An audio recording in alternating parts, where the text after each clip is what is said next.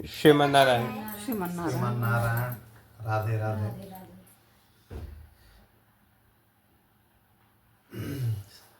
श्री गणेशाय नमः। श्री गणेशाय नमः। श्री गणेशाय नमः। श्रीमन नारायण चरणों शरण प्रबद्ध श्री नारायणाय नमः। ओम सौधर्मृत जमामेकं शरणं प्रजा अहम त्वां सात्विकं वशिष्यामि मा शुचय लक्ष्मीनाथ समारंभां नाथयान् मुद्माम् अस्मदाचार्याय पर्यन्तां वन्दे गुरु परंपरां। श्री शिवाय नमः। श्री शिवाय नमः। हर हर महादेव। ओम सरस्वती नमः। ओम वेदव्यासाय नमः। श्री सुखदेव जी महाराज की जय हो। श्री राधा कृष्ण नमः। राधे राधे। जय श्री कृष्ण। जय श्री कृष्ण। श्रीमद् भागवत महापुराण की जय हो। जय श्री कृष्ण। जय श्री कृष्ण। श्री कृष्ण गोविंद हरे मुरारी हे नाथ नारायण वासुदेवा। श्री कृष्ण गोविंद हरे मुरारी हे नाथ नारायण वासुदेवा। श्री कृष्ण। श्री कृष्ण। जय श्री कृष्ण। जय श्री कृष्ण। भागवत के प्रसंग में चल रहा है ब्रह्मा जी के द्वारा सृष्टि का निर्माण। यही चल रहा है ना।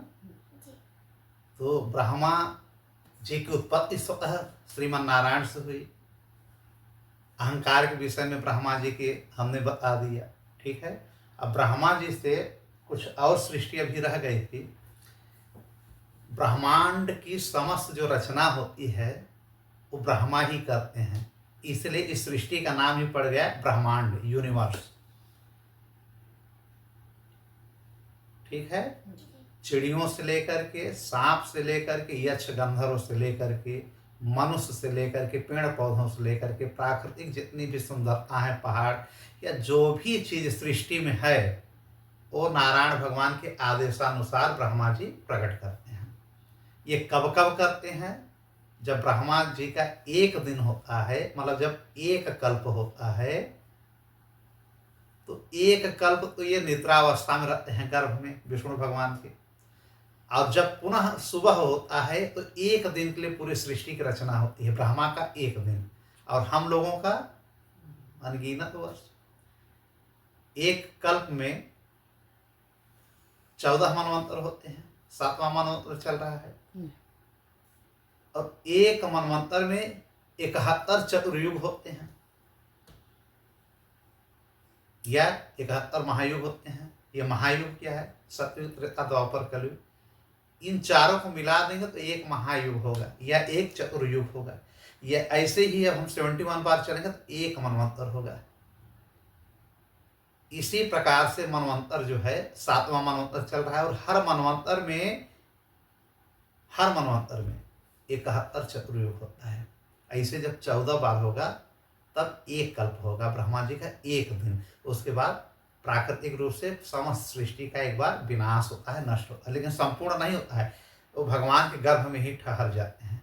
जब ब्रह्मा जी का 108 वर्ष पूर्ण हो जाता है तब जाकर के होता है समस्त सृष्टि का पूर्ण रूप से विनाश, पूर्ण रूप से। लेकिन 108 वर्ष का मतलब समझ रहे हैं कितना हुआ? थोड़ा निकालने की अगर हम लोग कोशिश करेंगे ब्रह्मा जी का 108 वर्ष मतलब हम लोगों का कितना समय हुआ, तो ऐसे समझ लीजिए कि 14 मनवंतर हुआ। आप लोग पढ़े लिखे निकाल सकते हैं। 14 मनवंतर में एक कल्प हुआ ना।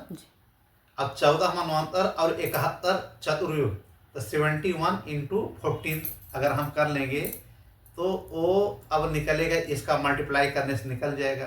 तो ब्रह्मा जी की आयु जैसे एक वर्ष में माना जाता है 365 दिन हम लोगों का, लेकिन देवताओं का 360 ये भागवत में लिखा है कि 360 दिन बराबर एक वर्ष होता है। ठीक है। तो 360 में अगर हम 108 को मल्टीप्लाई करेंगे मतलब 360 दिन में एक वर्ष हमारा। ठीक है। तो उसी में 360 में और तब ये हम भगवान ब्रह्मा की बात कर रहे हैं। 360 में अगर 108 का हम मल्टीप्लाई करेंगे तो जितना निकलेगा वो कल्प निकलेगा। मतलब ब्रह्मा जी का उतना एक दिन नहीं, उतना वर्ष निकलेगा। मतलब अगर एक वर्ष मतलब हो गया, निकालें अगर एक वर्ष बराबर 360 गुणित 108 मल्टीप्लाई करने पे कितना आ जाएगा? लगभग 38,880 कल्प। 38,880 कल्प, एक कल्प की अब हम बात करें, जब इतना कल्प होगा तो ब्रह्मा जी की पूरी आयु खत्म होगी। ठीक है, 38,880 कल्प माने ब्रह्मा जी का 108 वर्ष, तब ब्रह्मा जी पूर्ण रूप से खत्म हो जाएंगे, तब दूसरे ब्रह्मा जी का निर्माण होगा। ठीक है, इन ब्रह्मा जी की उम्र में हजारों इंद्र आएंगे, हजारों मनु आएंगे, हजारों वेद व्यास आएंगे। जैसे वेद व्यास जी के बारे में हर जगह मतभेद है, आज एक एक करके चलते हैं। पहले तो कहा गया कि हर द्वापर में वेद व्यास प्रकट होते हैं, फिर कहीं कहीं कहा गया कि हर मनवंतर में प्रकट होते हैं। लेकिन हमारे जो भागवत पुराण की अब हम बात करें तो हर कल्प में माने 14 मनवंतर का एक कल्प होता है, तो एक कल्प में एक बार वेद व्यास जी प्रकट होते हैं, वो भी कब? 7वें मनवंतर के द्वापर में, 28वें चतुर्युग में। ठीक है, जैसे अभी चला है, इसके पहले भी वेद व्यास ही आए थे। हाँ, ये अलग की बात है कि हर वेद व्यास का रोल हर बार अलग अलग भूमिका में कोई ना कोई होता है। कभी इंद्र, कभी सूर्य भगवान वेद व्यास बनते हैं, कभी धर्मराज बनते हैं, यमराज बनते हैं, कभी मृत्यु बनती हैं, कभी अर्जुन जी बन जाते हैं, कभी ब्रह्मा जी बन जाते हैं। इस बार हमारे प्रभु ही हैं, श्रीमान नारायण ही वेद व्यास बने हैं। ठीक है, तो अगर अब हम तीनों को ले लें कि द्वापर में होगा, हर द्वापर में कि हर मनवंतर में कि हर कल्प, तो कल्प ज्यादा अच्छा लगता है। कारण क्या है कि एक जब कल्प होगा तभी श्री कृष्ण भगवान का जन्म होता है, श्री राम जी का जन्म होता है। हर कल्प में नहीं होता है कि हर कल्प के हर त्रेता युग में या हर द्वापर में हो, नहीं, हर कल्प में एक बार होगा। पूर्ण अवतार श्री राम जी का, अपूर्ण अवतार श्री कृष्ण भगवान का। वैसे अंश रूप में तो अनेकों जन्म लेते रहते हैं, उसकी कोई बात नहीं है। ठीक है, तो वेद व्यास जी को एक कल्प में ही मान लिया जाता है कि हर कल्प में इनका जन्म होता है। सुविधानुसार कोई मनवंतर भी मानता है कि हर मनवंतर में होता है। अगर मनवंतर में होगा तो हर मनवंतर में एक मनु पैदा होते हैं, जिससे पूरा शासन चलता है, राज्य चलता है। एक मनवंतर में एक इंद्र होते हैं जो राज्य चलता है, और सप्त ऋषि होते हैं। हर मनवंतर में सप्त ऋषि, और हर मनवंतर में इस हिसाब से इंद्र बदल जाते हैं। लेकिन वेद व्यास को अक्सर थोड़ा एक्सेप्शन है, अपवाद है, इनको कल्प में ले चलते हैं। फिलहाल हम चलते हैं ब्रह्मा जी की सृष्टि अभी कुछ आगे रुकी हुई थी। ठीक है, तो ब्रह्मा जी से कर्दम ऋषि तक की उत्पत्ति हम लोगों ने सुना कि इनकी छाया से कर्दम ऋषि प्रकट होते हैं, पीठ से अधर्म और छाती से धर्म, ये सब हो गया है। अच्छा, इस प्रकार से 10 इंद्रियों की उत्पत्ति होती है। भाई, ब्रह्मा जी ने इस प्रकार की उत्पत्ति क्यों किया कि जिससे कि सारे लोग एक दूसरे में आसक्त रहें, मोह माया से ग्रसित रहें। जब मोह माया नहीं होगा, सभी को वैराग्य हो जाएगा, तो ये संसार, ये सृष्टि चलेगी कैसे? इसने महतत्व दिया, अहंकार दिया, अंधकार दिया, मोह दिया, माया दिया, जिससे कि एक दूसरे पर लगाव हो और लोग एक दूसरे से प्रेमवश, मोहवश चिपके रहें, सृष्टि चलती रहे। उसमें से बिरले ही कुछ होंगे जो अलग हो पाएंगे, प्रभु के चरणों में उनका ध्यान जाएगा। माने फंसा भी रहे हैं ब्रह्मा जी और आ भी रहे हैं कि कैसे उद्धार होना है। ठीक है, तो 10 इंद्रियों का निर्माण इन्होंने किया, जिससे 5 कर्मेंद्रिय कहते हैं और 5 ज्ञानेंद्रियां कहते हैं। 5 ज्ञानेंद्रियां कौन कौन है? आंख हो गया, नाक हो गया, कान हो गया, ये जिह्वा हो गया, और जो हमारी त्वचा है, ज्ञानेंद्रियां हैं। भाई, त्वचा को अगर कोई छूता है तो समझ में आ जाता है कोई टच कर रहा है। ठीक है, तो इस प्रकार से आंख, कान, नाक, जिह्वा, त्वचा, ये हमारी ज्ञानेंद्रियां होंगे। 5 प्रकार की कर्मेंद्रियां होती हैं, इंद्रियां। ठीक है, अब ये 5 कर्मेंद्रियां कौन कौन है? जो कर्म करती हैं, इस शरीर में ही हैं। तो कर्म कौन कौन कर रहा है? जिससे हम कर्म करते हैं, किस किस चीज से कर्म करते हैं? एक तो वाणी से कर्म कर रहे हैं, जो हमारे मुख से निकल रहा है, ये भी तो कर्म ही कर रहे हैं। तो एक वाणी हो गई, क्या? कर्मेंद्रियां। एक ये हाथ हो गया, बार बार हिलता है, हाथ न रहे तो हम लोग कुछ नहीं कर पाएंगे। एक पैर होता है जिससे हम चलते हैं। ठीक है, एक गुदा होता है जिससे हम कोई अवशिष्ट पदार्थ बाहर निकालते हैं। एक शिश्न होता है,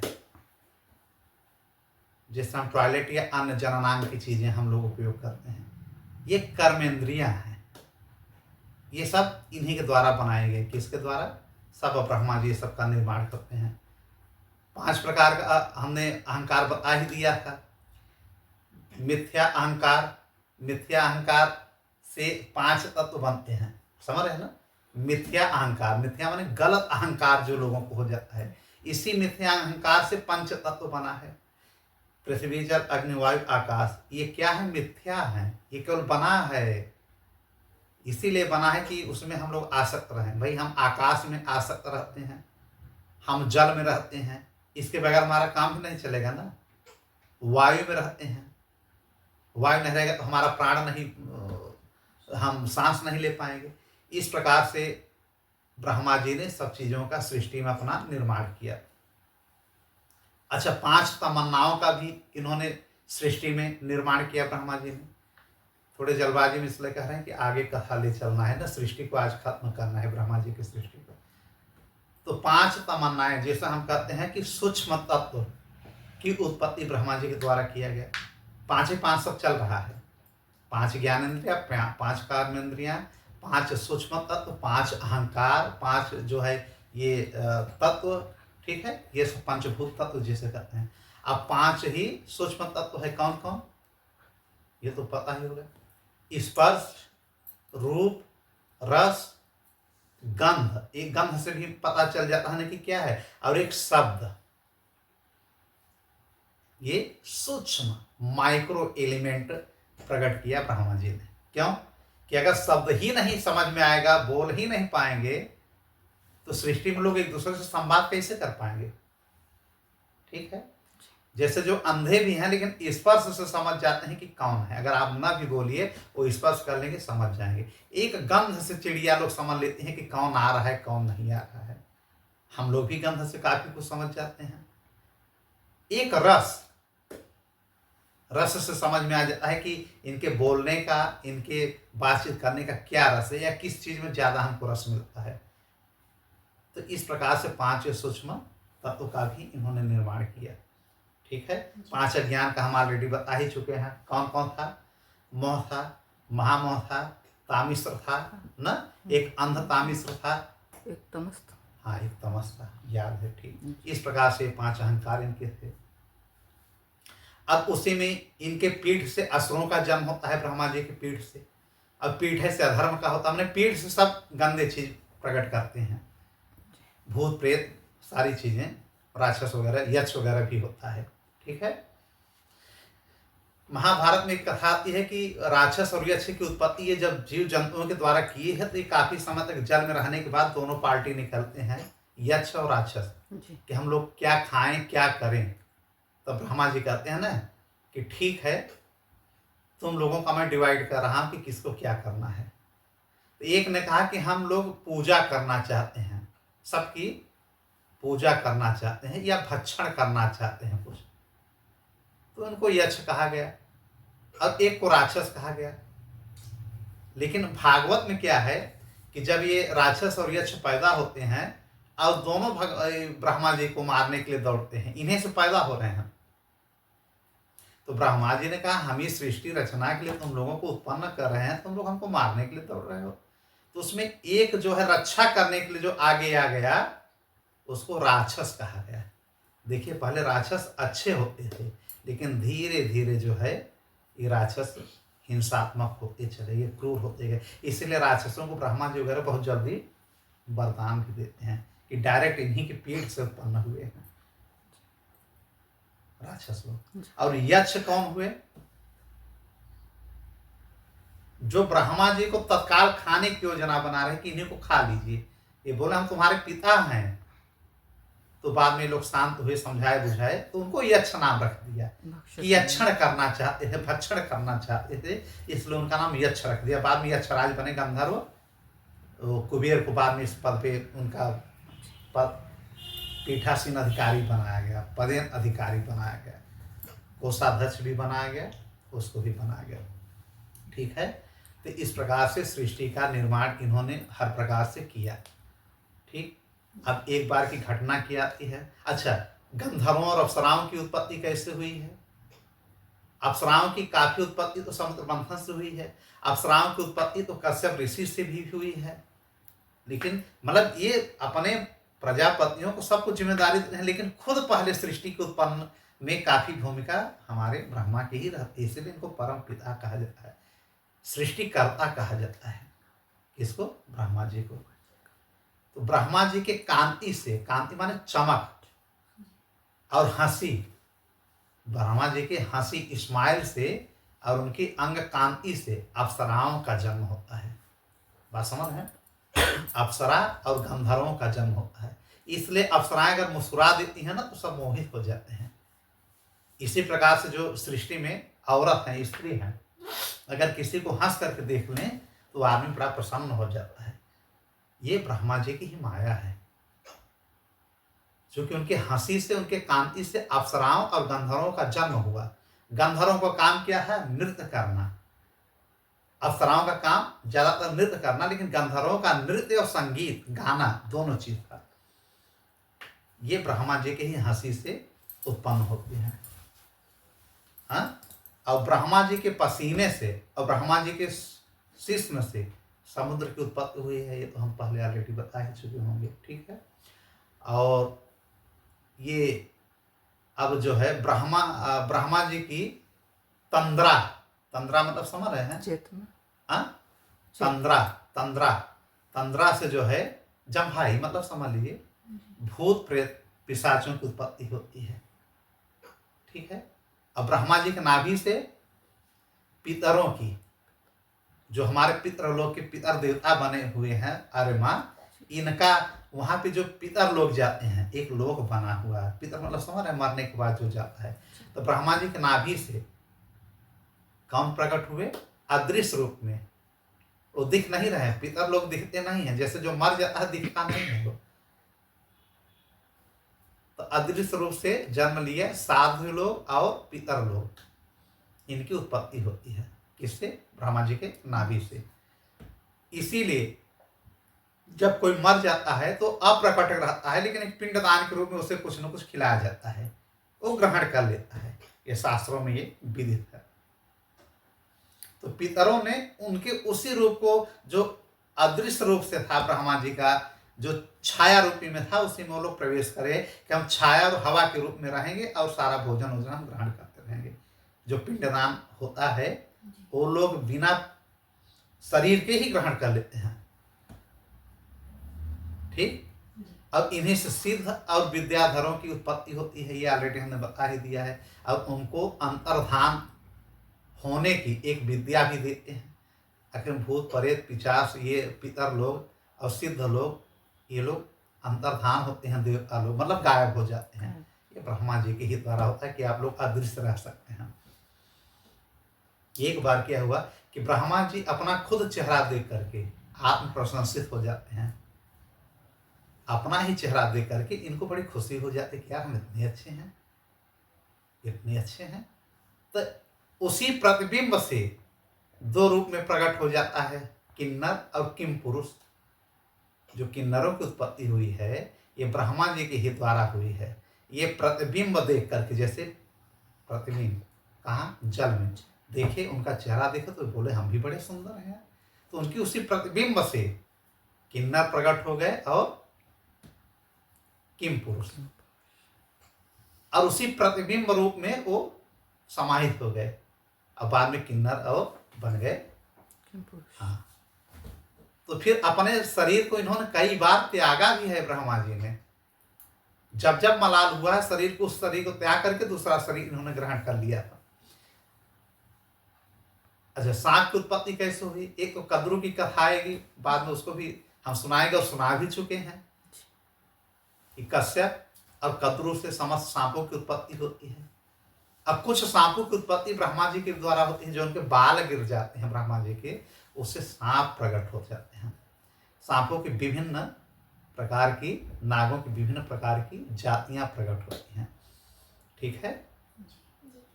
इस प्रकार हम यह कह सकते हैं कि ब्रह्मा जी को जो सृष्टि संचालन करने के लिए हमारे प्रभु नारायण ने आदेश दिया है उसको उन्होंने खूब बेखूबी निभाया है। और भगवान के विषय में कहा ही गया है कि समस्त असंख्य ब्रह्मांड उनके रोम रोम में न जाने कितने ब्रह्मांड, न जाने कितने ब्रह्मांड, जैसे रोम होता है एक एक रोम कूप में ब्रह्मांड बसा हुआ है। हम लोग सब कौन है? ये जो सृष्टि चल रही है, जो हमारा ये पाताल लोक हो गया, स्वर्ग लोक है गया, पृथ्वी लोक, ये किस पे डिपेंड है? कहाँ पे निर्भर है ये? हम लोग कहाँ रहते हैं? भगवान जो हम गृहस्थ लोग हैं भूलोक में रहते हैं ना, जी या मरने पे भूर लोक या स्वर्ग लोक में जाते हैं, हमको यही लोक मिलेगा। लेकिन सब ब्रह्मांड की ही अधीन है और भगवान के रोम कूप में ही हम लोग निर्भर हैं। ये बड़ा बड़ा मकान, बड़ा बड़ा गाड़ियाँ, बड़ा बड़ा ये सब जो व्यवस्था दिख रही है, सड़क दिख रही है, ये सब भगवान के ही अंदर में है, रोम कूप में ही है। मतलब उनकी कल्पना के बाहर है कि उनके विषय में क्या कहा जाए, कैसे कहा जाए। इसीलिए कहा जाए कि केवल भगवान का नाम ले लिया जाए कि प्रभु बस अपनी शरण में रखिए, नाम जप, नाम जप, इसके अलावा कुछ नहीं। और 7 स्वर्ग में एक है जनलोक है, ये हम बता चुके हैं ना, 7 लोक है जो है। एक जनलोक है, जनलोक में कौन जाते हैं? जो ब्रह्मचारी रहते हैं, मरने के बाद ब्रह्मचारी लोग जनलोक में जाते हैं, ठीक है। और सत्यलोक में कौन जाते हैं? जो तपस्वी होते हैं, पृथ्वी से सृष्टि से मरने के बाद वहां पे जाते हैं। और एक होता है तपलोक, तपलोक में कौन जाते हैं? जो पूर्ण रूप से वानप्रस्थ में चले जाते हैं। चौथा वानप्रस्थ ही होता है, वानप्रस्थ और संन्यास जो पूर्ण रूप से ले लेते हैं वो चले जाते हैं तपलोक में। इस प्रकार से पूर्ण रूप से ब्रह्मा जी की द्वारा जो सृष्टि बनाई गई, सब कुछ उन्हीं के इशारे पे चलता है। वही विधाता हैं ब्रह्मा जी। संपूर्ण पावर नारायण भगवान ने दे दिया है कि जैसे चाहो वैसे करो। आपका प्रारब्ध क्या है, शुभ है कि अशुभ है, उसी के हिसाब से वो आपके भाग्य को रचित कर देते हैं। उन्हें सब पता है, उन्हीं के सब संतान हैं, उनसे कुछ नहीं छिपा है कि कैसे क्या करना है, ठीक है। अब जैसे एक बार हमने बताया है कि 7 छंद होते हैं, 7 छंद के विषय में बता दिया था। लेकिन कौन कौन छंद हैं? ये छंद भी इन्हीं के द्वारा प्रकट हुए हैं। भाषा वर्ण भी इन्हीं के द्वारा, वेद पुराण सब ब्रह्मा जी के मुख से ही प्रकट हुए हैं। 7 छंद कौन कौन है? एक तो गायत्री छंद होता है ना, और एक होता है उष्णिक, एक होता है त्रिष्टुप, ठीक है, एक होता है अखंडुप, मतलब ये सब छंद होते हैं। एक पडंकी होता है, एक होता है जगती, ठीक है, ये क्या है? छंद हैं। एक होता है बृहति, जैसे श्रीमद् भागवत पुराण, हमने बताया ना कि श्रीमद् भागवत पुराण बृहति छंद है, इनके देवता श्री कृष्ण भगवान भी हैं। ये सब तो ज्ञान की चीजें हैं। अब ये कहा गया जैसे कि कमर्स नीचे, ये भी हमने बताया कमर्स नीचे के जो अंग हैं ये पाताल माने जाते हैं। किसके? भगवान के। सारे पाताल उनके इसमें बसे हुए हैं। और पेड़ों से ऊपर भगवान के स्वर्गलोक माने गए हैं, जो 7 प्रकार के स्वर्ग हैं, ठीक है। और चरणों में भगवान के पृथ्वी लोक है। और नाभि में तो कहा गया है कि ब्रह्मा जी ही उन्हीं से उत्पन्न हुए हैं, ब्रह्मलोक है। सारा लोक एक प्रकार से नाभि में ही सब बाद में समाहित हो जाते हैं ना, तो भूवर लोक माना जाता है और उनके सिर में स्वरलोक माना जाता है। कुल मिलाकर के भगवान के ही अंगों में सारी सृष्टि, सारा ब्रह्मांड, यही नहीं असंख्य ब्रह्मांड सब समाहित है। उनकी एड़ियों से रसातल और उनके तलुओं से पाताल, तलवा उनका पाताल है जहाँ राक्षस लोग रहते हैं, पैर के एकदम नीचे। ये सब हम ऑलरेडी बता चुके हैं, फिर रिवाइज करा दिए। इस प्रकार से ब्रह्मा जी सृष्टि की रचना करते हैं, ठीक है। अब अब आज हम आपको ये बताना चाह रहे हैं कि यह दशांगुल न्याय क्या होता है। दशांगुल न्याय क्या होता है? 10, जैसे कि 10 से मतलब है कि 10, कि हर चीज से 10 गुना अधिक कौन है? मालूम है? इसमें आपको तो मालूम होगा कि पृथ्वी से 10 गुना बड़ा कौन होता है? पृथ्वी से 10 गुना बड़ा जल होता है। और हम लोग पृथ्वी को ही बहुत मानते हैं, लेकिन आपने पढ़ा होगा साइंस में कि पृथ्वी पे धरती पे जल कितने प्रतिशत हैं? लगभग 70%। 30% ही पृथ्वी है। तो ऐसे समझ लीजिए कि थोड़ा आगे पीछे गई कि पृथ्वी से 10 गुना ज़्यादा जल है और जल से 10 गुना ज़्यादा अग्नि है। अग्नि बहुत तेज पकड़ती है, ठीक है। और अग्नि से 10 गुना ज़्यादा वायु है। वायु अगर चल जाए, देखिए अग्नि का क्या हाल होगा, बड़ा तेज भागेगी। वायु से 10 गुना ज़्यादा आकाश है। आकाश से 10 गुना ज़्यादा अहंकार है। अहंकार समझ रहे हैं? अहंकार सबको चूर चूर कर देता है। जो चाहे अहंकार में मर जाए, मिट जाए, अहंकार में ही सब कुछ होता है। अहंकार से 10 गुना ज्यादा महत्व होता है। महत्व समझ रहे हैं कि मेरी महत्व, मैं ये हूँ, मैं वो हूँ, मेरा महत्व नहीं मिल रहा है। देखिए ये सब लीला सृष्टि की ही है। और महत्व से 10 गुना ज्यादा ये प्रकृति है, जिस प्रकृति के अंतर्गत हम चल रहे हैं। प्रकृति क्या है? प्रकृति के विषय में हम लोग बहुत बात कर चुके हैं। जी। तो भगवान के एक चरण में ही सारी प्रकृति है, ठीक है। तो इसी को दशांगुल न्याय कहते हैं। जी, मेरा आपसे एक प्रश्न था कि होली क्यों मनाई जाती है?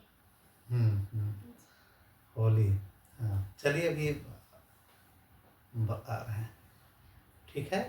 तो दशांगुल न्याय, इसके एक और नाम होता है दशांगुल न्याय, माने 10 गुना का ये न्याय। इसको समझना चाहिए कि किस प्रकार से क्या होता है। अच्छा, अब हम इसको थोड़ा, ठीक है, आगे बढ़ते हैं। अब हम लोग आते हैं कि भगवान के 24 अवतार कौन कौन हैं। आप जल्दबाजी में कह रहे हैं क्या? हम जी। थोड़ा भाग रहे हैं ना, चलिए अच्छा आराम से करते हैं। भगवान के 24 अवतार कौन कौन है? एक तो हमने वराह अवतार के विषय में बता दिया है, जी। शुक्र अवतार के विषय में, ठीक है। एक सनकादिक ऋषि का जो हुआ है, जी। इसके विषय में हो गया है। एक और कोई 3 अवतार बताए थे क्या, कि 2 अवतार ही अभी हम बताए हैं? नहीं, अभी तो 2 ही बताए। 2 बताए हैं। तो चलिए, एक सनकादिक ऋषि का अवतार हो गया जिसमें 4 प्रकट होते हैं। एक नारद जी का भी आपने अच्छा, नारद जी का, हाँ वही कारण 3 बता। तो आज 24 अवतार के विषय में हम बात करते हैं, जी। ठीक है, जिसमें 23 अवतार हो चुके हैं। एक अवतार अभी कल्कि का लास्ट में होगा, अंतिम में। वैसे भगवान को असंख्य अवतार हुए हैं, असंख्य हुए हैं, लेकिन इनके जो जिक्र ज़्यादा हमारे पुराण कर हैं उस पर हमारे हैं। पहला सनकादिक ऋषि, जो 4 रूपों में 4 वेद के रूप में प्रकट होते हैं, हमारे प्रभु श्रीमन नारायण ही होते हैं, जो पूर्ण रूप से नैमिष ब्रह्मचारी होते हैं, ऊर्ध्वरेता ब्रह्मचारी, ठीक है। ये कभी शादी नहीं करते हैं। 5 साल की उम्र में 4 लोग प्रकट होते हैं, जिन्हें हम चतुष्कुमार कहते हैं, बाल ऋषि कहते हैं, या सनकादिक ऋषि। सनक, सनंदन, सनातन और सनत कुमार, ये 4 रूप में। ये किससे प्रकट हुए? ब्रह्मा जी के ही द्वारा हुए हैं, ठीक है। और एक वराह अवतार, जब पृथ्वी को हिरण्याक्ष लेकर के भाग गया था, तो पृथ्वी को पुनः अपनी कक्षा में लाते हैं। वराह माने एज अ पिग, जंगली सुअर। जंगली सुअर भी बन करके आए हैं। भगवान हर अवतार में आ गए हैं। एक हो गए नारद, गिनते रहिएगा, नारद जी ही भगवान ही हैं, लेकिन अपने को ऐसे रूप में किए हैं जिससे कि हम खुद स्वयं यहाँ की सूचना वहाँ पहुँचा दें, उनकी सूचना वहाँ पहुँचा दें। हमारा शत्रुओं में, दुश्मनों में, देवताओं में हर जगह पैक्ट बना रहे और सभी भक्तों को नारायण से मिला दें। वो है नारद जी, नर को नारायण से मिलाने वाले नारद जी, यही उनकी परिभाषा ही है, ठीक है। कितने हो गए? 3 ही हुए। एक हो गए नर नारायण, जो बद्रिकाश्रम में है, अभी वो अदृश्य रूप से वहां तपस्या कर रहे हैं। ये धर्म और मूर्ति के लड़के हैं, जो धर्म देवता हैं, और मूर्ति जो है, मूर्ति किनकी पत्नी है? धर्म की। और बिटिया किसकी है? दक्ष की और प्रसूति की। इनसे जन्म हुआ नर नारायण का। लेकिन अगर हम ब्रह्मवायु तो पुराण में जाएंगे तो धर्म उत्पन्न होते हैं वामांग से श्री कृष्ण के, और धर्म से ही मूर्ति उत्पन्न होती है, और मूर्ति और इनसे शादी होती है धर्म से, और फिर नारायण प्रकट होते हैं। होता हर बार वही लीला है, थोड़ा सा भूमिका अलग होता है। जैसे कोई गांव में नाटक के लिए हर साल रामलीला होती है, लेकिन कभी कभी राम अलग हो जाते हैं, रावण अलग हो जाता है, मेघनाथ अलग हो जाता है, लेकिन पाठ वैसे होगा, वही शक्ति लगेगी, वैसे रावण मारा जाएगा। रावण मरेगा जरूर, मेघनाथ मरेगा जरूर, लेकिन पर्सन अलग अलग हो जाते हैं रोल करने वाले। ठीक है, इसी प्रकार से ये सब कल्प कल्प में होता है। कितने हो गए? 4। एक है कपिल मुनि, भगवान के अवतारों में एक कपिल मुनि अवतार है, 5वां। कपिल मुनि कौन है? मुनि कर्दम और देवहूति के पुत्र। अभी इनकी हम बात आगे बताएंगे कैसे क्या होता है। एक है दत्तात्रेय, भगवान के एक अवतार में। दत्तात्रेय कौन है? सत्यनसुईया के ही पुत्र, ये भगवान विष्णु के ही अवतार हैं। ठीक है। एक है यज्ञ, यज्ञ भगवान, जो भी हम यज्ञ करते हैं ये भगवान कुल मिला के भगवान के पास जाता है, तो यज्ञ भी बन गए हैं ये। इनकी पत्नी दक्षिणा, अगर यज्ञ करके दक्षिणा न दें तो फिर वो फलीभूत नहीं माना जाता। ठीक है। एक है ऋषभ देव जी, ऋषभ देव, ऋषभ देव जी के विषय में जानते हैं, आगे इनके विषय में बढ़िया से हम बात करेंगे। एक राजा नाभि थे, ये आएगा भागवत में आगे चैप्टर में हम बताएंगे प्रसंग में। नाभि और सुदेवी से इनका प्राकट्य होता है, ये भगवान के ही अवतार हैं। गिनते जाइएगा कितने। एक पृथु, राजा पृथु, राजा बने लेकिन भगवान ही थे। पृथु से ही इस धरती का नाम पृथ्वी पड़ गया था। हमें लग रहा 9-10 हो गए, 9। अच्छा, गिनते रहिए। और एक मत्स्य अवतार, मत्स्य अवतार समझ रहे हैं, मछली का अवतार। चाक्षुष मनवंतर जब था इसके पहले, तो उसमें जब सृष्टि का विनाश होने वाला है तो राजा जो थे, राजा कौन मालूम है? सत्यव्रत और उनकी पत्नी सौदामिनी और सप्त ऋषियों को और कुछ जीव जंतुओं को एक नाव में एक कल्प तक ये टहलाते रहते हैं अपने कारण जल में। कौन? नहीं, मत्स्य, मत्स्य रूप में उस नाव को बांध करके सप्त ऋषि को और राजा को। क्यों? यही राजा इस बार मनु बने हैं।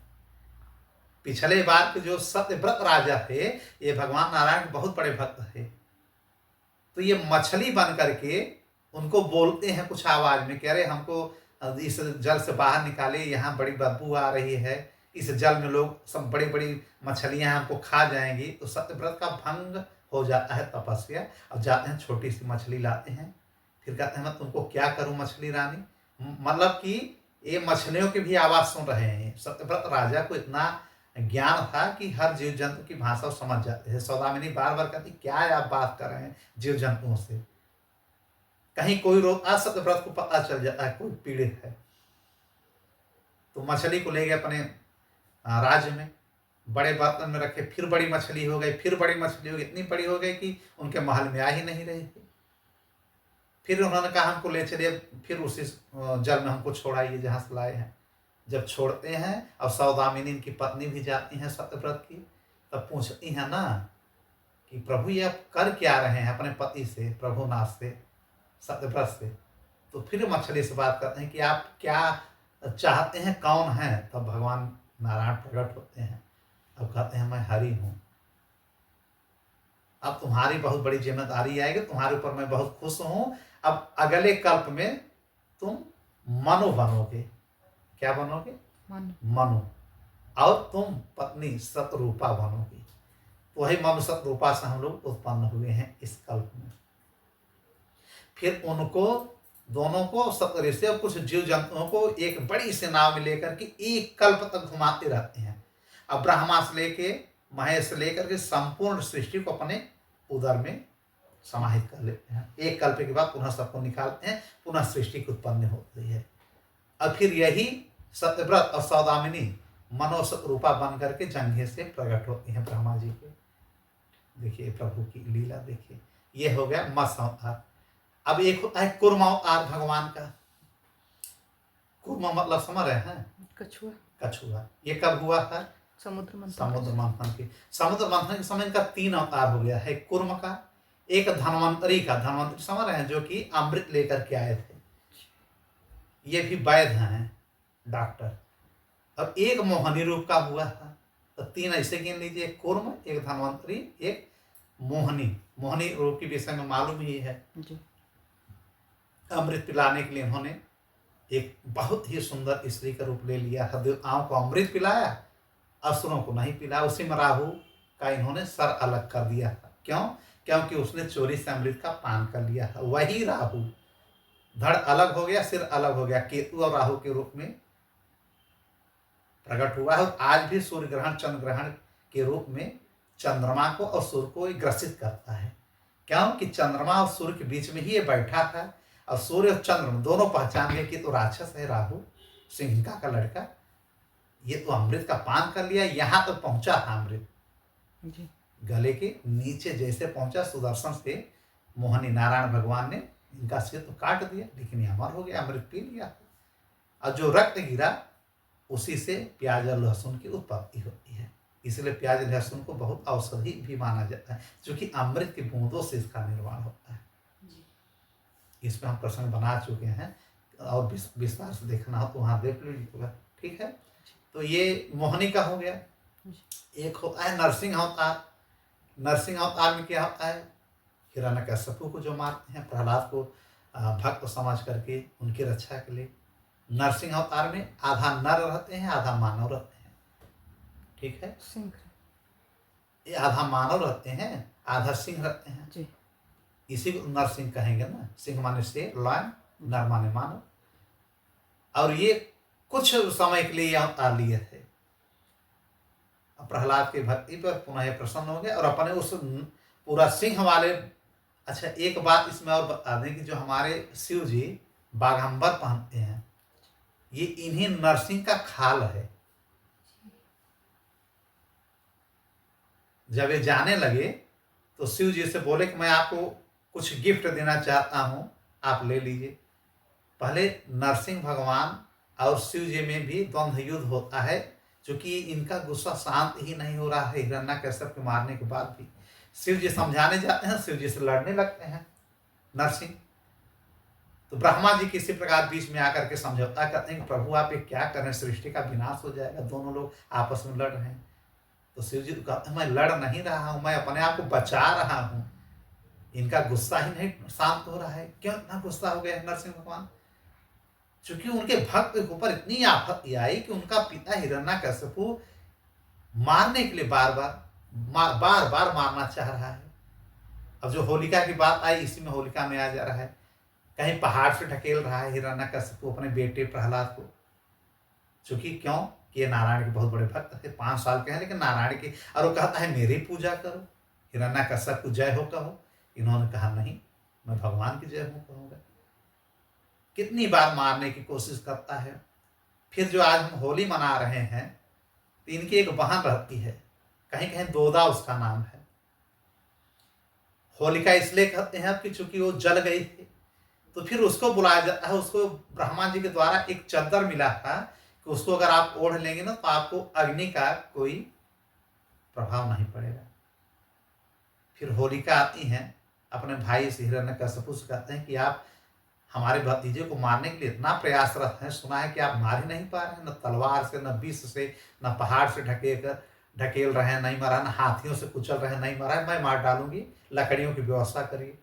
तो लकड़ियों की व्यवस्था की जाती है। कहाँ? ये झांसी में है। झांसी में ही इनका राज्य था हिरण्यकश्यपु उस समय। और उस लकड़ी कंडा उंडा जो ऊपर होता है सब उसमें लगाया जाता है, और ले करके भतीजे को बैठ जाती है प्रहलाद को। प्रहलाद बैठ जाते हैं कि हमारे बुआ हैं। कहते बेटा तुमको ये तुम्हारे पिताश्री बहुत मारते हैं, चलो हम तुमको आओ बचा रहे हैं, कोई बात नहीं, चलो हम लोग बैठते हैं, हम आग से नहीं जलते हैं, आओ हम दोनों कुछ लीला करें, कुछ खेल खेलें। छोटा सा बालक जाके बैठ जाता है, लकड़ियों के पूरा चिता बन जाती है, और ये चद्दर लपेट करके प्रहलाद को भी बैठ जाती है। हिरण्यकश्यपु जलवा देता है पूरे लकड़ियों को, और ये धीरे से जब जलने लगती है आग, तो चद्दर लेकर के पीछे हो जाती है होलिका कि अब ये मर जाएगा। वो तो मरेगी नहीं, चद्दर ओढ़ करके बैठी है। लेकिन भगवान की महिमा देखिए, भगवान ने वायु का आह्वान किया, वायु देवता उड़े और इनके चद्दर को लेकर के उड़ा दिए प्रहलाद को। अब बुआ जी ऐसे बैठी रह गई बिना चद्दर का।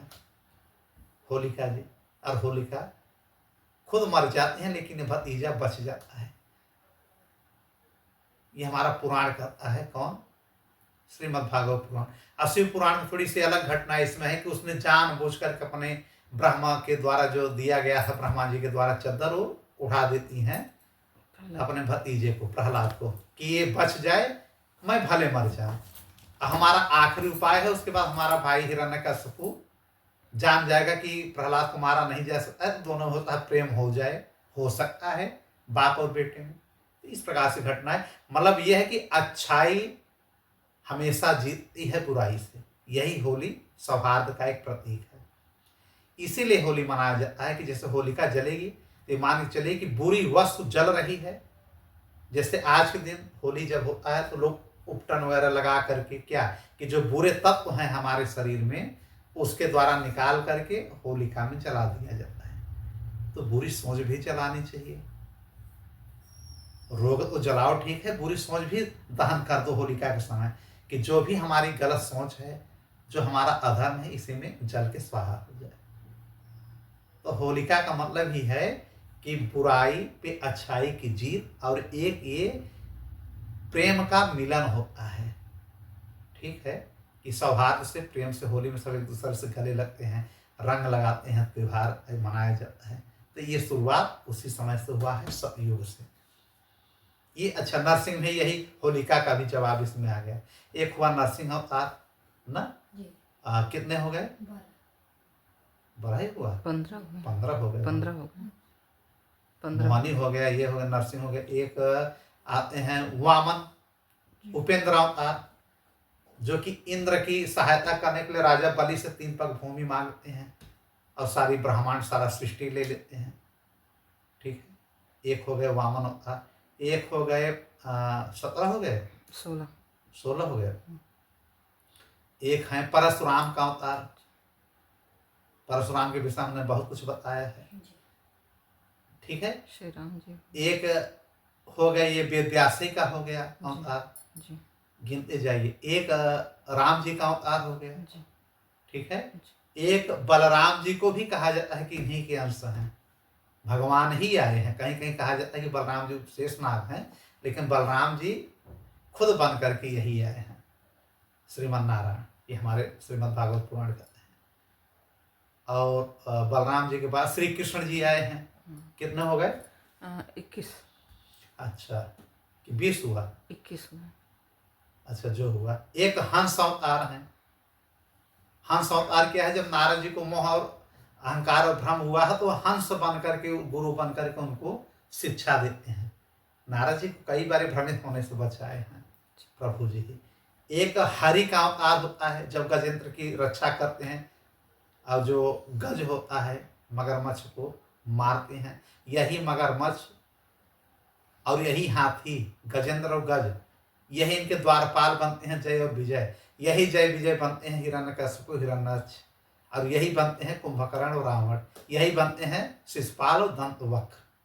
हरि की ये लीला देखिए 23 अवतार हो गए ना। एक है हयग्रीव अवतार, जब घोड़े का सिर लगा करके इन्होंने हयग्रीव नामक राक्षस को मारा था। क्योंकि उसने माँ जगदम्बिका दुर्गा से आशीर्वाद ले लिया है ना कि हमें, हमारे मृत मेरे जैसे आदमी से ही हो। नारायण भगवान 5000 वर्ष तक लड़े लेकिन नहीं मार पाए, सारे देवता भाग गए। अब 5000 वर्ष तक नहीं मार पाए, मारते रह गए, न सुदर्शन काम करा न कुछ, क्योंकि दुर्गा माँ ने आशीर्वाद दिया था। और इनको एक श्राप भी मिला था नारायण भगवान को कि एक दिन घोड़े का जन्म बा आपको सिर लग जाएगा। क्यों? लक्ष्मी माँ ने ही दे दिया था श्राप।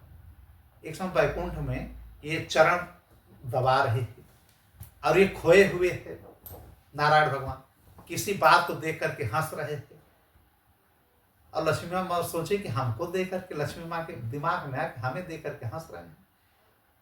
और वे हंस रहे हैं कि माँ दुर्गा ने उनको श्राप दे दिया, आशीर्वाद दिया है, वरदान दिया है कि हयग्रीव राक्षस को कि तुम्हारे जैसा ही कोई रहेगा तुम्हारे का। बताइए, जो जौने वरदान दे रहा वही झेलना हमें पड़ेगा।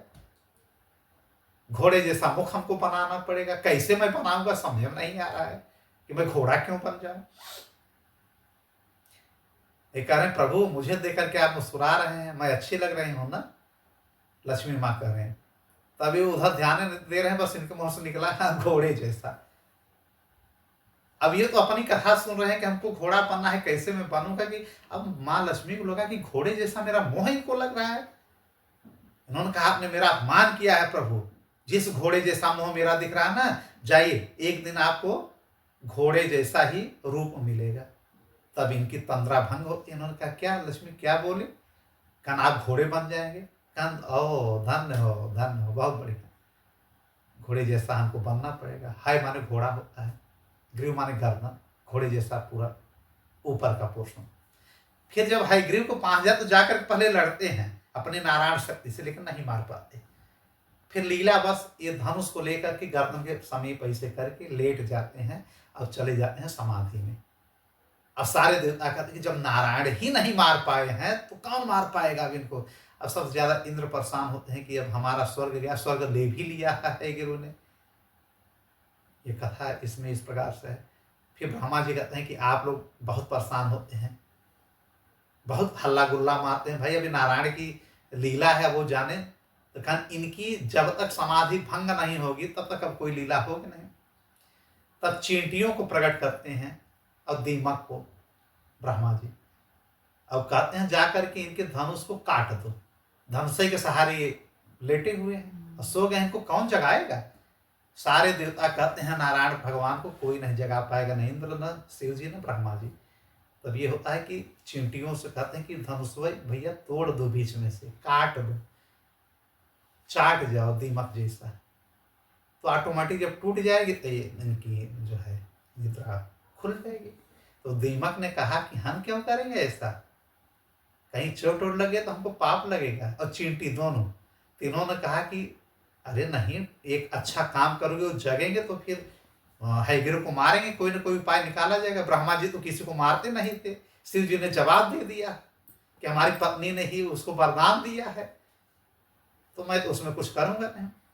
अब बिना नारायण का कुछ होने वाला नहीं है। अब नारायण जी को अपना मुख बनाना है घोड़े जैसा, तो ये लीला चल रही है कि हमारी पत्नी की भी लाज रह जाए। मारने तो मार सकते हैं, लेकिन वरदान का उधर ख्याल कर रहे हैं। इधर पत्नी ने कहा घोड़ा बनोगे, तो घोड़े बनने के इंतजार कर रहे हैं। तो लीला में समाधि में चले गए। तो दीमक और चींटी से ब्रह्मा जी ने कहा कि समस्त जो यज्ञ होगा, यज्ञ का जो भी शेष भाग बचेगा वो तुम लोग खाना, तुम लोगों को मिलेगा। आज भी कहीं यज्ञ पूजा होता है तो वहां दीमक या चींटियां पहुंच जाते हैं प्रसाद लेने। तो प्रसाद ये ब्रह्मा जी के आशीर्वाद से ही वरदान से मिल रहा है। फिर जाती हैं नारायण भगवान के धनुष को बीच में से चाट के खा जाती हैं, और उसी में बाण लगा रहता है। तुड़िन, जो तुड़िन कहा जाता है ना, उसमें बाण रखा रहता है, और बाण लगता है नारायण भगवान का सिर कट करके गिर जाता है। ये सिरे गायब हो गया। अब लोग भागने लगे, देवता लोग कि नारायण भगवान मर गए, नारायण भगवान मर गए। सिर जा करके कहीं पहाड़ पे जा करके उड़ करके रख गए। अब ये केवल सिर लेकर, शरीर लेकर के हिल रहे हैं, सिर कहीं और। तब ब्रह्मा जी प्रकट होते हैं, शिव प्रकट होते हैं, दुर्गा माँ प्रकट होते हैं, आदि शक्ति प्रकट होती हैं। तो ब्रह्मा जी ने इनको फिर कहा कि प्रभु अब वो हमारी इतनी क्षमता तो है नहीं कि उस गर्दन को मैं लगा पाऊँ, एक नया मैं गर्दन लगा दे रहा हूँ। तो शिव जी और ब्रह्मा जी आदि शक्ति के मार्फत से एक इनको घोड़े का गर्दन लगा देते हैं। अब ये बन जाते हैं हयग्रीव, और हयग्रीव बन करके जाते हैं, मारते हैं उस हयग्रीव नामक राक्षस को। और मारने के बाद पुनः कहते हैं कि भाई मुझे गर्दन थोड़ा सा असोझ लग रहा है, मैं अपने गर्दन को लगाना चाहता हूँ। फिर अपने गर्दन को लगा करके वो गर्दन हटा देते हैं। ये होती है लीला भगवान की। भगवान की लीला भगवान ही जानेंगे, वही जानेंगे। ठीक है, ये हो गया हयग्रीव का। एक कहीं कहीं कहा जाता है वेंकटेश स्वामी जो दक्षिण में चलते हैं, लेकिन पुराण में उनका नहीं है। वेंकटेश स्वामी माने रक्षा करने वाले, जो विष्णु भगवान उनको वेंकटेश स्वामी कहते हैं। बालाजी। हाँ, लेकिन ये हमारे पुराण में नहीं है, इसलिए उनको बहुत हम लोग नहीं मान। कितने हो गए?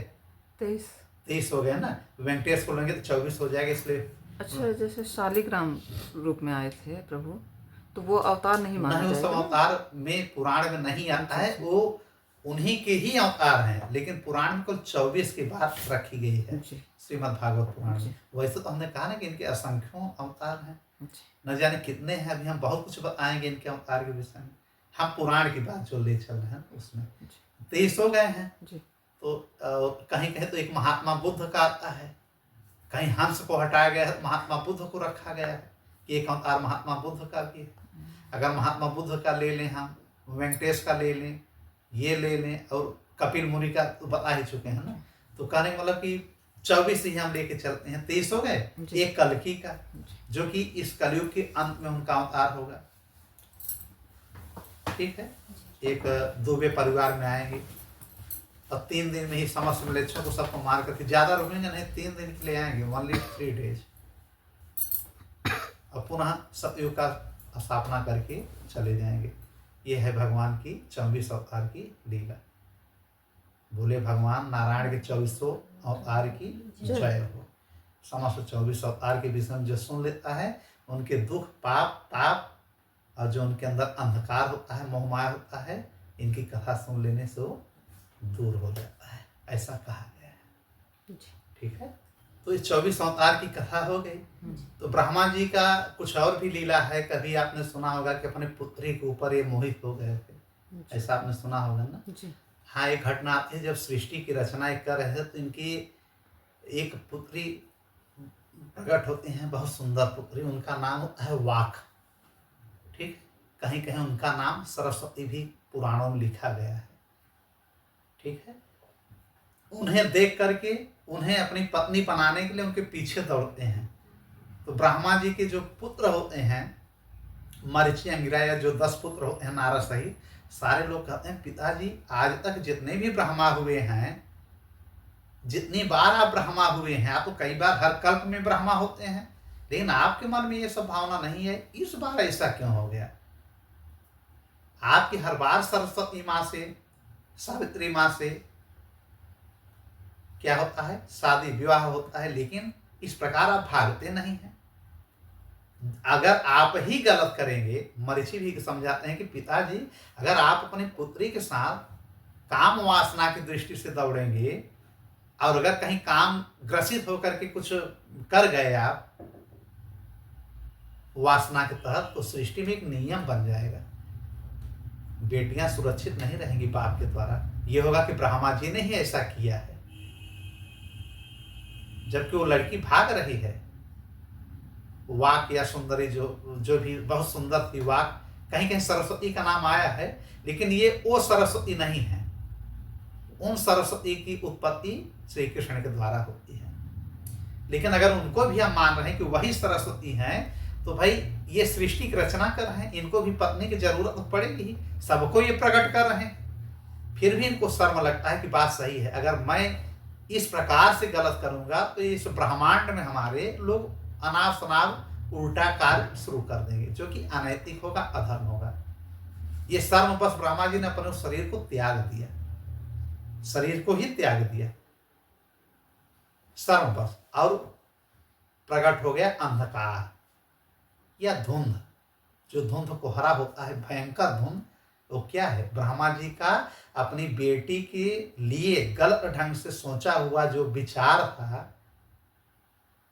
मन में उनके आया, तो शरीर को ही उन्होंने त्याग दिया। और ये बताया कि अगर कभी सृष्टि में कोई अपने बेटी के साथ दुराचार करने की कोशिश करे तो समझ लीजिए कि वो मरा हुआ है। जब मैं ही मर गया तो उसको भी जीने से कोई मतलब नहीं। आजकल कलयुग में ऐसे दुराचार हो रहे हैं कि अपने बेटे के साथ लोग गलत कर जा रहे हैं, उनको नरक में भी जगह नहीं मिलेगा। ये ब्रह्मा ने हम लोगों को एक शिक्षा दिया है कि मुझसे भी गलती हुई, लेकिन मैंने अपने आप को सुधार लिया। और अगर किसी मानव को से अगर ऐसी गलती हो तो हमारी बात को ध्यान रख करके सुधार ले, नहीं तो अपने से शरीर तो त्यागेगा नहीं। मैंने तो त्याग दिया योग बल से, लेकिन उसकी मुक्ति नहीं होगी, वो भटकता रह जाएगा कई कल्पों तक, जो अपनी बहू, बेटी या बहन के साथ गलत करेगा। ये ब्रह्मा जी ने हम लोगों को सबको सीख दिया कि घिनौनी हरकत नहीं करनी चाहिए। मैंने घिनौनी हरकत किया, दुष्कर्म करने की कोशिश किया, इस शरीर को मैंने त्याग दिया। अब कुहरे के रूप में धुंध बन करके छा गया। ये जो धुंध देखा जाता है कुहरा, ये वही है। मतलब लज्जाजनक शरीर त्यागा हुआ ब्रह्मा जी का, ये शरीर उनका है, कुहरे के रूप में परिवर्तित हो गया, जो समस्त दिशाओं में कभी कभी देखते हैं ना ढक जाता है। खासकर उस समय, जिस समय उस लड़की के पीछे, सुंदरी के पीछे वो भागे थे, ठंडी उठने में ज्यादा होता है कोहरा, उसी समय ब्रह्मा जी ने उस कन्या के पीछे भागने की कोशिश की है। ये कौन आ रहा है सब? सुखदेव महाराज जी आ रहे हैं परीक्षित को। और ये कौन आ रहा है? मैत्रेय ऋषि आ रहे हैं विदुर जी को। अब ये कौन आ रहा है? नैमिषारण्य में सूत जी आ रहे हैं 88,000 सौनकादिक ऋषियों को। और यहाँ कौन आ रहा है? मैं बता रहा हूँ आप लोगों को कि ऐसे घृणित काम करने से अच्छा है मौत आ जाए, मृत्यु आ जाए। इसी प्रकार सुखदेव जी कहते हैं कि परीक्षित, ब्रह्मा जी ने इसी प्रकार से सृष्टि की सब रचना किया, और पृथ्वी की रचना की, सृष्टि की रचना की, और प्रकृति को 3 गुणों से इन्होंने व्याप्त किया, सतोगुण, रजोगुण, तमोगुण। यह प्रकृति को 3 गुण खैर नारायण ने ही दे दिया है, उसको संचालित इन्होंने ही किया, ब्रह्मा जी ने, ठीक है। और 5 प्रकार का प्राण है, जो प्राण होता है 5 प्रकार का होता है, ये ब्रह्मा जी ने ही निर्मित किया। 5 ये ज्यादा लेकर चलते हैं। 5 प्राण कौन कौन है? एक तो हम प्राण ही कहते हैं, प्राण ज्यादा लोग कहते हैं प्राण यार निकल जाएगा तो कुछ नहीं होगा। एक तो प्राण हो गया, एक को अपान कहा जाता है, अपान। एक को व्यान कहा जाता है, व्यान। एक को उदान कहा जाता है। ये 5 प्राण होता है, उदान। और एक को समान कहा जाता है। 5 प्रकार के प्राण की उत्पत्ति ब्रह्मा जी के द्वारा किया गया। ब्रह्मा जी के काम से ही ये जो 10 दिशाएं बनी, हम लोग 4 दिशा कहते हैं ना, लेकिन रियल में 10 दिशाएं होती हैं। तो 10 दिशाओं के, और जो हम तीर्थ बने हैं जितने जहाँ जाते हैं, ये ब्रह्मा के कानों से बने हैं, उत्पन्न हुए हैं। इसीलिए कहा जाता है कि तीर्थ पवित्र है और दिशाएं पवित्र हैं। जो भी कभी कोई प्रतिज्ञा करता है ना, समस्त तीर्थों की और समस्त दिशाओं का कसम खाता है। जैसे भीष्म ने किया था अटल प्रतिज्ञा कि मैं भीष्म प्रतिज्ञा करता हूं, मैं शादी नहीं करूंगा, आजीवन ब्रह्मचर्य रहूंगा। समस्त दिशाएं, 10 दिशाएं और समस्त तीर्थ और समस्त देवता लोग सुन लें। अब इसीलिए देवव्रत, शांतनु पुत्र देवव्रत, गंगा पुत्र का नाम पड़ गया भीष्म, माने अटल। और वो उस पर अडिग रहे, चाहे जितना इनको मुसीबत उठाना पड़ा, लेकिन वो शादी नहीं किए थे, वसु थे भीष्म। तो मतलब कि दिशाएं और तीर्थ ये ब्रह्मा जी के कानों से प्रकट हुए। इसका मतलब कि अगर हम तीर्थ में चले गए या दिशाओं को हमने प्रणाम कर लिया, जैसे सुबह सूर्य जी को जल चढ़ा रहे हैं, समस्त दिशाओं को प्रणाम कर लिए, तो इसका मतलब कि आपकी आवाज, आपका पूजा ब्रह्मा जी के कानों में पहुंच गया है, और ब्रह्मा जी के द्वारा नारायण भगवान को पहुंच गया। करना क्या है? सूर्य को जल चढ़ाते ही हैं, समस्त दिशाओं को भी प्रणाम कर लीजिए, और एक ही बार में, ठीक है। जैसे ओम भास्कराय नमः, ओम सूर्याय नमः करके जल चढ़ाया जाता है, उसी समय समस्त दिशाओं को प्रणाम, समस्त तीर्थों को प्रणाम कर ले, तो सब आ गया उसी में, सबकी अर्चना बंदन हमने कर लिया है। उसी समय सूर्य के समय ही हम लोगों को कर लेना चाहिए, ठीक है। तो इस प्रकार से सुखदेव जी महाराज बताते हैं कि प्रत्येक कल्प में ब्रह्मा जी इसी प्रकार से सृष्टि की रचना करते हैं, और प्रत्येक कल्प में इसी प्रकार से भगवान नारायण समस्त प्रकृति और समस्त ब्रह्मांड को अपने उदर में समाहित कर लेते हैं। इस प्रकार से ये सब लीला रची जाती है। सृष्टि कैसे उत्पन्न होती है, कैसे सृष्टि का नाश होता है, ठीक है। तो भगवान की लीलाओं का सुखदेव जी ने वर्णन किया कि भगवान परम स्वतंत्र हैं, कुछ भी कर सकते हैं, होनी को अनहोनी, अनहोनी को होनी कर सकते हैं। फिर राजा परीक्षित ने पूछा प्रश्न कि प्रभु, जब सृष्टि का प्रलय का समय आता है तो उस समय कौन भूमिका अपना ज्यादा निभाता है? तो उन्होंने कहा कि प्रलय के समय ये जिम्मेदारी दिया गया है शिव भगवान को और संकर्षण भगवान को। 1000 फनों से अग्नि को प्रज्वलित करते हैं शेषनाग। पूरे सृष्टि में, ब्रह्मांड में सब झुलस जाते हैं, मर जाते हैं, और तांडव करते हैं भोलेनाथ। त्रिशूल से अग्नि फेंकते हैं, माने पूरे सृष्टि में कोई बच नहीं पाएगा। जिसकी उम्र भी है, सृष्टि का समय अगर कल्प का पूरा होगा तो सब खत्म होना है। ये दोनों लोग करते हैं संहारक का काम, और फिर हर जगह जल ही जल आ जाता है। सबको पहले आग फिर जल, ये सब कहीं सृष्टि में कुछ रहेगा नहीं, हर जगह जल ही जल रहेगा। तो उस समय सृष्टि का जब प्रलय होता है तो रुद्र अपना काम करते हैं, संकर्षण जी अपना काम करते हैं, शेषनाग जैसे करते हैं। एक अधर्म अपना काम करता है, अधर्म बढ़ेगा तभी तो सब होगा काम ना। ठीक है, ये बता रहे हैं सुखदेव जी, गोस्वामी सुखदेव जी परीक्षित को बता रहे हैं उनके पूछने पे। एक क्रोधवश सर्प होते हैं, क्रोधवश सर्प हैं, ये दौड़ दौड़ करके जो बचे रहे सबको काट लेते हैं उड़ उड़ करके। मतलब कोई बचेगा नहीं, पशु पक्षी से लेकर के मनुष्य कोई भी। और कुछ दैत्य बचे रहते हैं, सबको खाना शुरू कर देते हैं। ये प्रलय के समय की बात है, सृष्टि के अंत में। क्योंकि ब्रह्मांड बहुत बड़ा है, हर ब्रह्मांड को निगलना है, ब्रह्मांड को खत्म करना है। और जब सृष्टि की रचना होती है तब परीक्षित ने कहा कि ठीक है, उस सृष्टि की रचना के समय क्या होता है, तब इन्होंने कहा कि सृष्टि रचना के समय इसी प्रकार से उत्पत्ति पुनः होती है। ब्रह्मा की होती है, नाभि कमल से ब्रह्मा जी सब सृष्टि की रचना करते हैं, लोग तपस्या करते हैं, 10 मानस पुत्र होते हैं जैसे ये लोग होते हैं ब्रह्मा जी के। और ब्रह्मा विष्णु महेश 3 खंड में नारायण बंट जाते हैं, धर्म में बंट जाते हैं, सत्य में बंट जाते हैं, और सब सही ढंग से फिर 4 युगों में बंट जाते हैं, सतयुग, त्रेता, द्वापर, कलयुग। इसमें भी भगवान ही बस जाते हैं, और मनवंतर में भगवान बन जाते हैं। फिर समस्त प्रकार की लीलाओं का फिर शुरुआत करते हैं।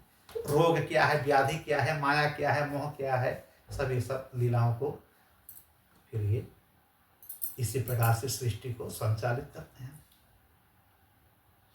फिर उधर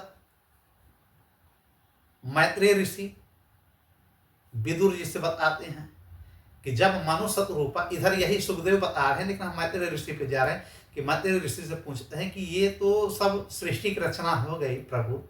विदुर जी प्रश्न पूछ रहे हैं कि सृष्टि की रचना हो गई, तो जैसे आपने कहा कि जंघे से मनु और शतरूपा प्रकट होते हैं, तो मनु शतरूपा किस प्रकार से पृथ्वी को संचालित करते हैं। तो मैत्रेय जी बताते हैं कि विदुर, ब्रह्मांड के पहले अगर कोई मनुष्य है और पहला कोई अगर राजा है ब्रह्मांड का, तो है मनु, सम्राट मनु। और कोई महारानी अगर है तो है शतरूपा।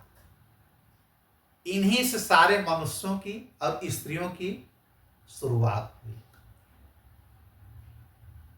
ठीक है, तो मनु और शतरूपा से 2 पुत्र होते हैं, एक प्रियव्रत और एक उत्तानपाद।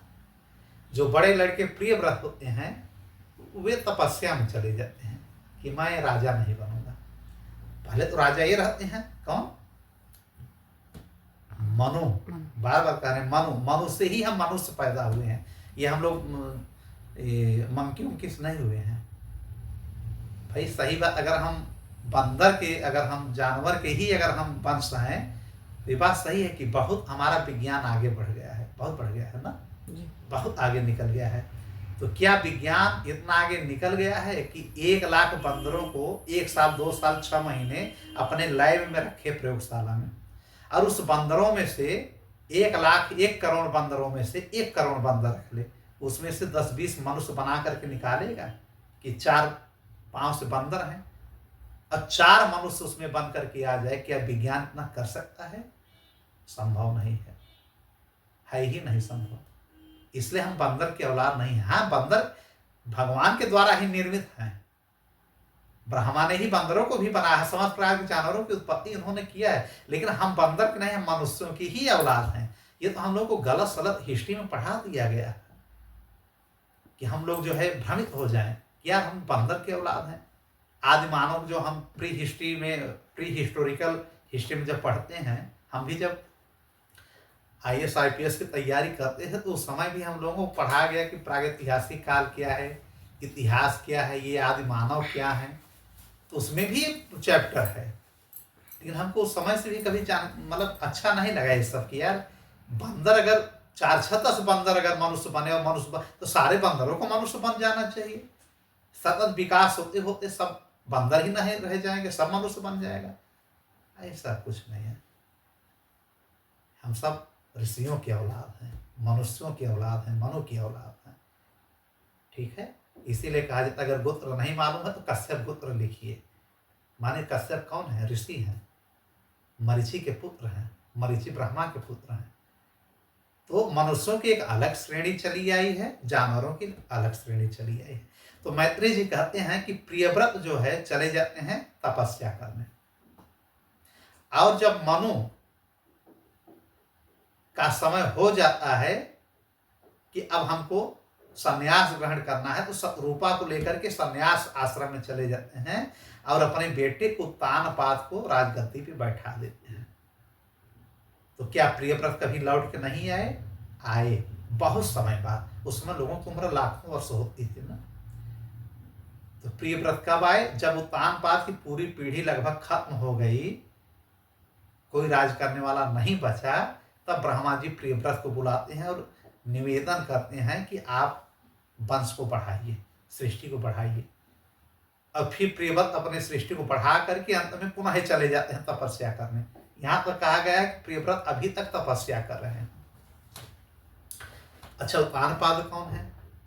उत्तानपाद की 2 पत्नियां थी, एक सुनीति, एक सुरुचि। सुनीति से होते हैं ध्रुव महाराज, जो ध्रुव पद मिला है। ठीक है, और सुरुचि से होते हैं उत्तम महाराज। कथा बड़ी प्रसिद्ध है, आप लोगों ने बार बार सुना होगा। उस कथा पे हम आएंगे, ध्रुव की कथा पे, कि कैसे इनको भगवान नारायण प्रसन्न होते हैं, इनको ध्रुव लोक देते हैं।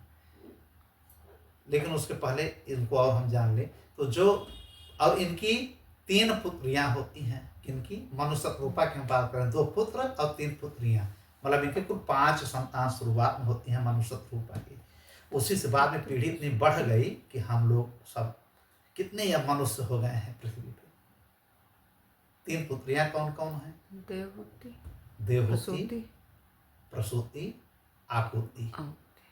ठीक है, देवहूति से कर्दम ऋषि की शादी होती है, आकुति से रुचि ऋषि की शादी होती है, जिससे यज्ञ भगवान प्रकट होते हैं, और प्रसूति से दक्ष की शादी होती है, जिससे 60 कन्याएं होती हैं। ये मैत्रेय जी आ रहे हैं विदुर जी को। फिर मैत्रेय जी कहते हैं कि ये जो मनु थे, इनके शासन काल में किसी प्रकार की कोई कमी नहीं होती थी, और एक क्षत्रिय शासक थे पूरे जम्बूद्वीप के, आर्यावर्त के। इनके राज्य को बर्हिष्मति कहा जाता है। एक फिल्म बनी है ना, कोई बनी थी, क्या नाम था? बाहुबली। माहिष्मति। तो उसको माहिष्मति कहते हैं ना, लेकिन इसको बहिष्मति कहा जाता है, उसी का नाम। अच्छा, माहिष्मति किसका है? जो राजा, एक हमने परशुराम में बताया होगा, परशुराम के पिताजी जमदग्नि को है राज के सहस्त्रार्जुन ने मारा, तो सहस्त्रार्जुन को परशुराम जी ने मारा। ठीक है, और उनकी वजह से 21 बार क्षत्रियों का इन्होंने विनाश किया था। तो उनकी राजधानी महिष्मति राजधानी थी। ठीक है, सहस्त्रार्जुन की, जो रावण को बंदी बना लिए थे, उसी से बाहुबली महिष्मति लिया गया है। और बहिष्मति मनु की राजधानी थी। ठीक है, इसी को ब्रह्म क्षेत्र कहा जाता था, माने ब्रह्मा जी के नाम पे इन्होंने इसका नाम रखा था, ब्रह्म क्षेत्र, मनु जी ने। अब हम आते हैं कर्दम ऋषि और देवहूति पे, कि आखिर में मनु शतरूपा की पुत्री देवहूति की शादी कैसे होती है कर्दम ऋषि से। ठीक है, अब जब कर्दम ऋषि प्रकट होते हैं छाया से ब्रह्मा जी के, तो ब्रह्मा जी कहते हैं कि बेटा कर्दम, तुम शादी करके गृहस्थी, ब्रह्मा जी सबको कहते हैं कि पहले गृहस्थी करो, इसलिए हम लोगों को भी गृहस्थ आश्रम बहुत अच्छा आश्रम माना गया है। बशर्ते धर्म युक्त होना चाहिए, कर्मयुक्त होना चाहिए, भगवान से संस्कार से जुड़ा हुआ होना चाहिए। ये नहीं कि गृहस्थी में तो केवल गृहस्थ ही करें, मांस मदिरा पीते रहें, अनाप शनाप का काम करते रहें, ऐसा नहीं। ब्रह्मा जी खुद कहते हैं सबसे कि पहले संतान उत्पत्ति करो, गृहस्थ जीवन में जाओ, फिर भगवान के भक्ति में जाओ, क्रम से चलो, चारों आश्रम को चलो। पहले ब्रह्मचर्य का पालन करो, फिर गृहस्थ आश्रम का पालन करो, शादी विवाह करो, फिर वानप्रस्थ का, और फिर सन्यासी बन जाओ। सन्यासी मतलब पूर्ण रूप से किसी से कोई मतलब मत रहे। तो कर्दम ऋषि तो सोचे कि अब पिताजी की बात मैं कैसे टालूं, और टाल भी दूंगा तो श्राप भी देते हैं, नारद को भी श्राप दे दिए थे। इन्होंने कहा ठीक है पिताजी, कुछ हमको समय चाहिए। कर्दम ऋषि बहुत बड़े थे, लंबाई चौड़ाई अपने और भाइयों से, भाई नारद उरद इनके सब भाई ही हुए हैं ना, नारद जी हुए या 10 पुत्र जो हुए मर्ची वगैरह, इनके भाई ही लगेंगे एक प्रकार से, दक्ष वगैरह। तो कर्दम कहते हैं, कर्दम मुनि कि पिताजी थोड़ा हमको वक्त दीजिए, थोड़ा तपस्या कर लूँ, उसके बाद मैं शादी कर लूँगा। इन्होंने कहा ठीक है कर लो, तपस्या करके शादी कर लेना। तो कर्दम मुनि 10,000 वर्ष तक भक्ति भाव से सब कुछ छोड़ करके नारायण भगवान की तपस्या में लीन हो जाते हैं। क्यों? इसलिए कि हमको अब जिम्मेदारी निभाना है, शादी करना है, पिताजी की आज्ञा का मान रखना है, लेकिन मुझे ऐसी पत्नी चाहिए जो बिल्कुल कामधेनु गाय जैसी हो, जो आज्ञाकारी हो, गुणवान हो, गुणशील हो, हमारी हर बात को माने। अब नहीं गृहस्थ जीवन मेरा बेकार हो जाएगा, हम लड़ाई करते रहेंगे, हिंसा करते रहेंगे और हमारी बात इनकार करेगी। हमको ऐसी पत्नी नहीं चाहिए। चाहते तो ब्रह्मा जी से ही कह देते कि कोई अच्छी कन्या व्यवस्था करिए, हम शादी कर लेंगे पिताजी, लेकिन उन्होंने कहा नहीं, हम डायरेक्ट नारायण भगवान की ही तपस्या करेंगे और अपनी तपस्या से उनको खुश करके एक अच्छी पत्नी मांगेंगे। बताइए आजकल अगर कोई तपस्या पूजा करेगा तो पत्नी के लिए नहीं, या मांगेगा तो एकदम सुंदर पत्नी मांगेगा, या केवल धन और लक्ष्मी मांगेगा। ये नहीं कि हमको अच्छी पत्नी चाहिए। लेकिन कर्दम ऋषि एक अच्छी सुयोग्य पत्नी के लिए 10,000 वर्षों तक तपस्या किए। अब 10,000 वर्ष जब हो गए, नारायण भगवान प्रकट होते हैं। अब पूछते हैं कि बताओ कर्दम, तुम्हारे हम तपस्या से बहुत प्रसन्न हैं, क्या चाहिए? तो पहले खूब स्तुति करते हैं कर्दम मुनि भगवान नारायण की कि प्रभु आपको मैंने देख लिया, समझे कि मैं सब पा गया, वैकुंठ पा गया, परम पद पा गया, मुझे मांगने की कोई इच्छा ही नहीं रह गई। तो इन्होंने इतनी अच्छी स्तुति की कि भगवान नारायण की आंखों से आंसू निकल गए। और जब इन्होंने कहा कि तुम्हारे मन में कोई विचार है वो प्रकट करो, तो इन्होंने कहा प्रभु विचार तो अब आप जानते ही होंगे। इन्होंने कहा हाँ, एक सुयोग्य पत्नी चाहते हो ना, पत्नी के लिए तुम इतनी तपस्या कर रहे हो, तुम्हारी पत्नी की मैंने व्यवस्था कर दिया है, तुम्हारे मन माफिक रहेगी, तुम्हें अपने प्राण से अधिक वो चाहेगी। अब तुम्हारे इस प्रेम को देख करके कि लोग गृहस्थी चलाने के लिए कुछ भी कोई मिल जाए, मेल बेमेल सब शादी कर लेते हैं। अब तुम एक अच्छा गृहस्थ बनने के लिए 10,000 वर्ष तपस्या किए, अब तुम्हारी स्तुति सुन करके मैं द्रवीभूत हो गया हूँ। और उनके आंखों से आंसू निकलते रहे, एक सरोवर बन गया जिसे बिंदु सरोवर कहते हैं। बिंदु सरोवर आज भी है बद्रिकाश्रम के आसपास कहीं, जहाँ की अगर कोई स्नान कर ले तो उसके दुख क्लेश सब मिट जाते हैं, बुढ़ापा खत्म हो जाता है, ऐसी मान्यता है पुराणों के अंतर्गत।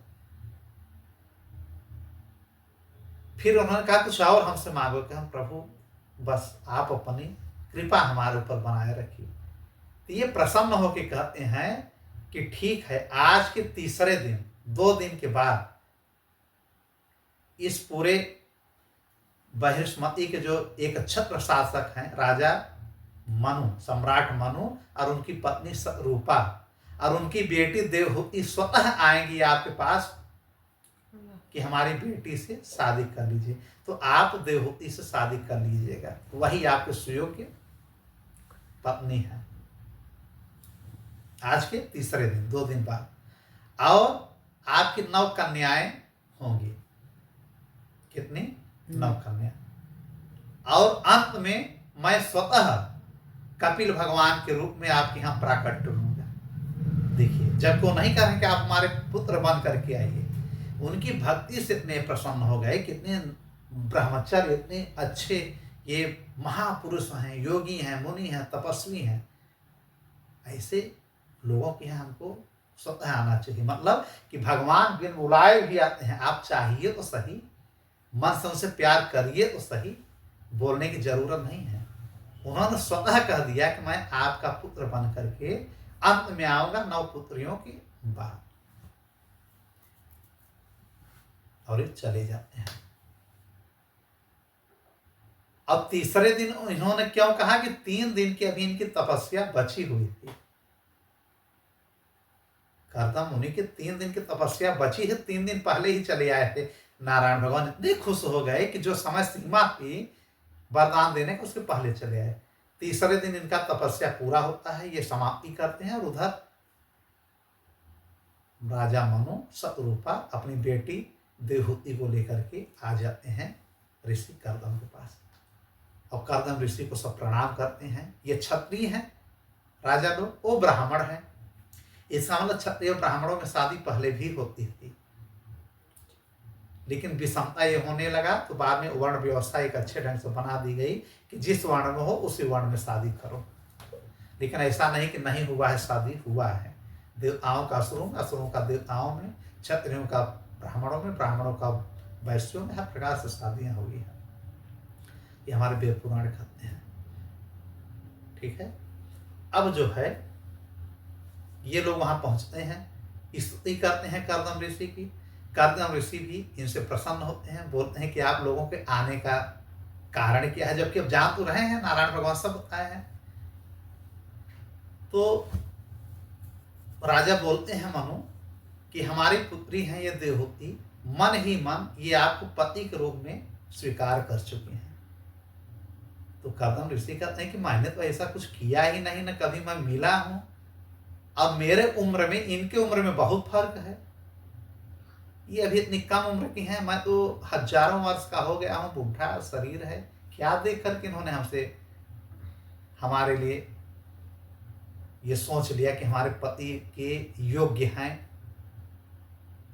तो इन्होंने कहा, राजा ने, कि ऋषि नारद बार बार आते हैं हमारे यहाँ और आपकी ही प्रशंसा करते हैं। क्या ब्रह्मा के ऐसे पुत्र हैं, हमारे ऐसे भाई हैं कि सब भाइयों में अलग है।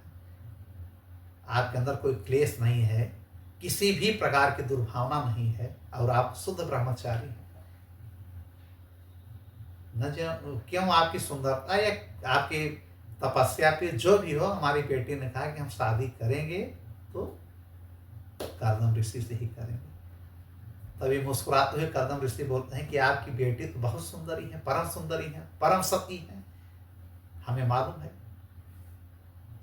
एक समय गंधर्व आपके छत के ऊपर से विमान से जा रहा था, ये वहां पे बाल खेल रही थी। देखिए, त्रिकालदर्शी अपने दिव्य दृष्टि से देख के बता रहे हैं कि हमें जब से पता चला है कि हमारी पत्नी होंगी, तो इनके विषय में मैंने दिव्य दृष्टि से सब देख लिया है।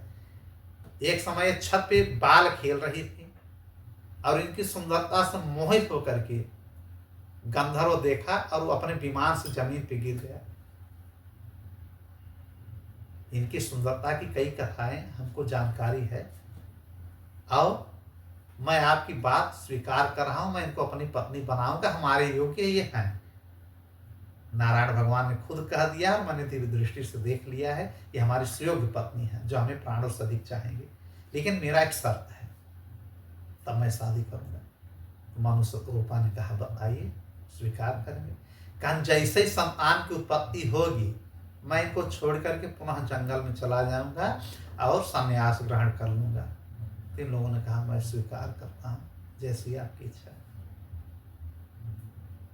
अब वहीं शादी हो जाती है देवहूति की और ऋषि कर्दम की।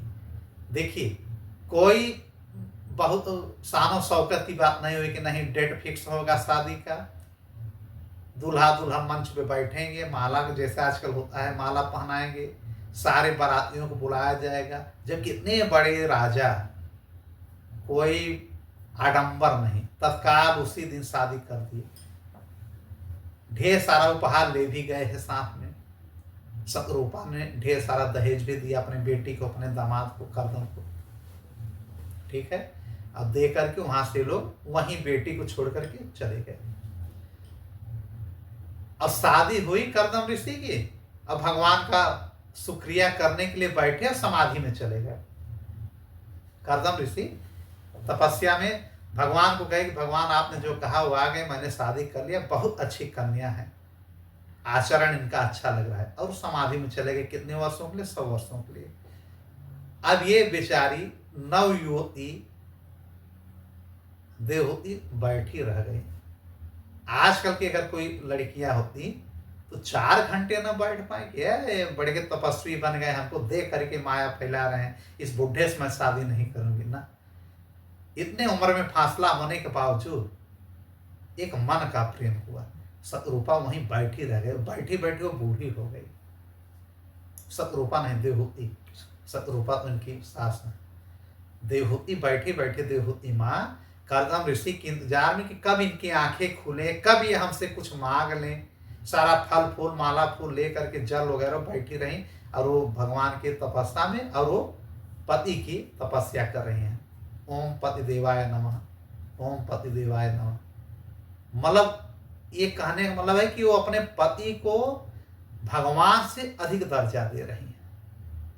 किसी को तपस्या नहीं कर रहे हैं, वो भगवान की कर रहे हैं, हरि की, और देवहूति माँ अपने पति की। वर्षों बाद जब इनकी आंख खुलती है तो देखते हैं कि कोई बूढ़ी औरत बैठी हुई है। देवहूति माँ बूढ़ी हो गई। इन्होंने कहा अरे आप कौन? अरे यहाँ कैसे कौन बैठी हैं भैया? ये बूढ़ी बूढ़ी तो बोली, खड़ी होती हैं, प्रणाम करती हैं, पैर छूती हैं, हिलते डुलते। भाई 100 वर्ष अगर कोई बैठा रह गया तो क्या हाल होगा?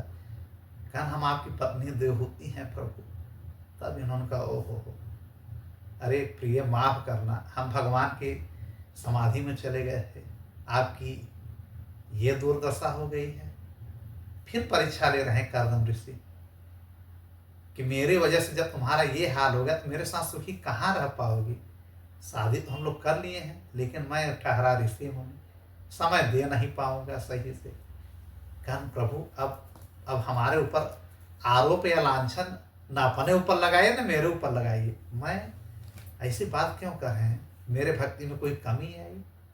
तब इन्होंने कहा नहीं, मैं तुमसे बहुत संतुष्ट हूँ, बहुत खुश हूँ। अब तुम जाओ, ये सरोवर है, इसमें स्नान करके आओ। तुम्हारी इच्छा क्या है? उन्होंने कहा इच्छा यह है कि जो एक पति पत्नी का कार्य होता है कि पुत्र पैदा करना, एक साथ रहना, एकांतवास में रहना, ये मैं चाहती हूँ। आपने कहा है कि पुत्रियां होंगी, तो पुत्रियां कब होंगी? जब हम आप मिलेंगे तब होंगी ना। नहीं कैसे होंगी? क्रांत क्रीड़ा की शुरुआत हम लोग करें, बस यही चाहत है कि कोई घर हो जाए। खुले में रहना ठीक नहीं लग रहा है। हम आप जहां लेटें शयन कक्ष में, वहां कोई ना हो। तो मुस्कुराने लगे करदम ऋषि की, अच्छा घर चाहिए। तो उन्होंने कहा हाँ, कल जाओ स्नान करके आओ। अब ये जाती हैं स्नान करने बिंदु सरोवर में, जो कि उनकी आंखों आंसुओं से बना था नारायण भगवान के। जब उसमें स्नान करने जाती हैं देवहूति माँ, वहां पे 1000 विद्याधर कन्याएं पहले से मौजूद रहती हैं, सब सिंहासन पे बैठी रहती हैं। ये सोचते हैं मैं ये डुबकी मारी में कहाँ चली आई? ये भगवान की लीला, करदम ऋषि की माया देखिए। वहां सब सोने का सिंहासन लगा हुआ और 1000 इनकी दासियां सब बन गई, आकर के इनको नहलवाने लगी, खूब बढ़िया स्नान करा करके। और जब बाहर निकलती हैं तो तरुणी अवस्था 16 वर्ष की उम्र में ये आ जाती हैं देवहूति। इनको खूब गहना वगैरह खूब अच्छे से कपड़े पहना करके एक राजकुमारी बना करके बाहर लाती हैं। और करदम ऋषि स्वतः जाकर के बिंदु सरोवर में स्नान करके ये भी 18-20 साल के नवयुवक बन जाते हैं। फिर कहते हैं देवहूति, इनको कहते हैं वो मनुनंदनी। चूंकि मनु की लड़की है तो कहते हैं मनु नंदनी देवहूति मेरे प्रिय, तुम्हारी इच्छा तो पूरी हो गई कि मैं भी जवान हो गया, तुम भी नवयुवती हो गई, अब रह गई घर की इच्छा, उसको मैं पूरा कर दे रहा हूं। तो अपने मन से, अपने दिव्य शक्तियों से इन्होंने एक बहुत बड़े विमान का निर्माण किया। विमान मतलब समझ रहे हैं, जहाज। जहाज ये आज का नहीं है कि आज के वैज्ञानिकों ने बनाया, न जाने कब से है, देवताओं के पास तो बहुत पहले से ही है। अब मनुष्य में पहला विमान बना करदम विमान, इन्हीं के नाम से जाना गया करदम विमान। कितना बड़ा, बहुमंजिला, वैसा भी जहाज बन ही नहीं पाया है, सैकड़ों सैकड़ों मंजिला, जिसमें हजारों लाखों लोग बैठ जाएं। जैसे पुष्पक विमान बना हुआ था, पुष्पक विमान त्रेता में बना है, ये सतयुग में ही बना दिए करदम ऋषि, केवल अपने पत्नी की इच्छा पे कि हमारी पत्नी को मकान चाहिए, शयन कक्ष चाहिए। और हर फ्लोर में बड़ी बड़ी गाय, बड़ा बड़ा उपवन, बड़ी बड़ी नदियां, बड़े बड़े सेवक, और 1000 विद्याधर कन्या इनके साथ लग गई, इनकी सेवा में दासी बन गई देवहूति की। अब ये विमान देख करके तो आश्चर्यचकित हो जाते हैं कि हमारे पति में इतना गुण है, मैं तो बहुत भाग्यशाली हूँ, मैंने जैसा चाहा वैसा योग्य पति हमको मिला। और वो बड़े खुश हैं कि मैं जैसा चाह रहा वैसा सुयोग्य पत्नी मिली, कि लोग 1 महीने अगर नहीं मिलेंगे तो भाग जाएंगे, दूसरे का विचार बनाने लगेंगे मन में। 100 वर्ष मैं बैठा रह गया, 100 वर्ष तक हमारे लिए बैठी रहने, ऐसे हमको पत्नी चाहिए। फिर ये 100 वर्षों तक के लिए उस विमान में हर जगह घूमते हैं, नंदन वन से लेकर चित्ररथ वन, ब्रह्मांड के समस्त कोने कोने, यहाँ तक कि तीनों लोक में भ्रमण कर जाते हैं अपने उस विमान से, तीनों लोक में, और दिखाते रहते हैं देवहूति को, ये है तो ये है तो ये है। और लगभग 100 वर्ष बीत जाता है, फिर ये कहते हैं कि वो तो ठीक है, ये है, ये है, लेकिन जिसके लिए मैंने घर मांगा, जिसके लिए मैं तरुणी हुई हूँ, आपका हमारा एकांतवास कब होगा, हमारा आपका मिलन कब होगा, मुझे तृप्ति कब मिलेगी, मुझे आपका ये वरदान गर्भाधान कैसे प्राप्त होगा प्रभु। आप तो केवल उपवन दिखा रहे हैं, बड़े बड़े पहाड़ दिखा रहे हैं, देवताओं को दिखा रहे हैं, अब बड़ा सा शयन कक्ष है, उसमें घुस ही नहीं रहे हैं, यहीं बैठ करके सब। तो उन्होंने कहा अच्छा हाँ, लगभग 100 वर्ष हो गया, मतलब इनके ऊपर कोई काम वासना प्रभावित नहीं है, जब कितनी सुंदर पत्नी बैठी हुई है। अब पत्नी पुनः ऑफर दे रही हैं देवहूति माँ कि मेरी मनोकामना को समझिए, कन्याओं का आना भी है, कब आएगा, हम लोग देर कर रहे हैं, तो कहाँ चलिए आ जाएगा। फिर ये शयन कक्ष में जाते हैं, उसी उड़न महल में, उड़न विमान में, उड़न महल मतलब उनका जो महल है उड़न महल है, विमान है सैकड़ों मंजिला का, उसी में फिर ये जाते हैं शयन कक्ष में। बहुत बड़ा शयन कक्ष, अनेक प्रकार के मणियों से, स्वर्ण से, अनेक प्रकार के रत्नों से बना हुआ है। उनका शयन कक्ष इतना अच्छा लग रहा है कि काम वासना जागृत हो रहे थे, मन मोह रहा था।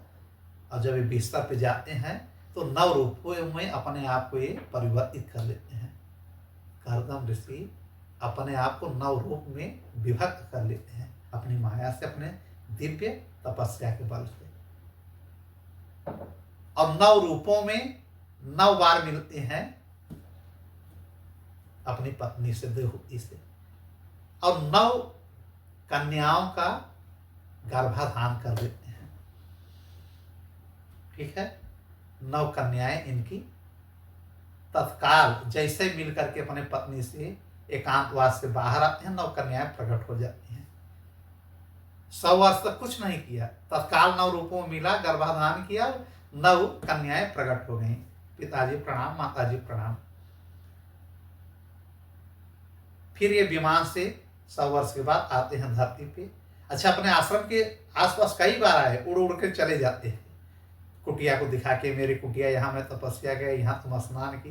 वो कहना हाँ हाँ ठीक है, कुटिया में हम लोगों का मिलन नहीं होगा, इसी उड़न महल में ही मिलन होगा।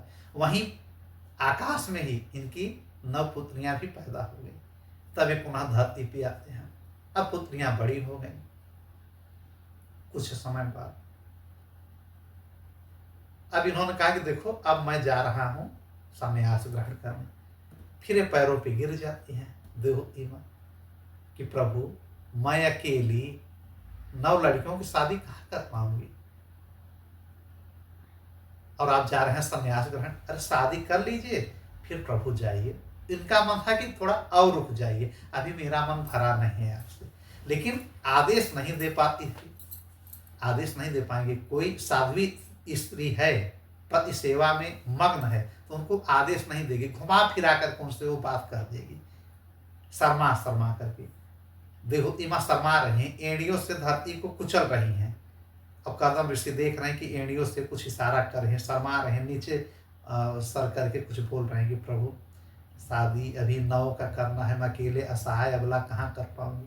अब प्रभु आपने कुछ और कहा था। इन्होंने कहा कर्दम ऋषि ने, मैंने क्या कहा था?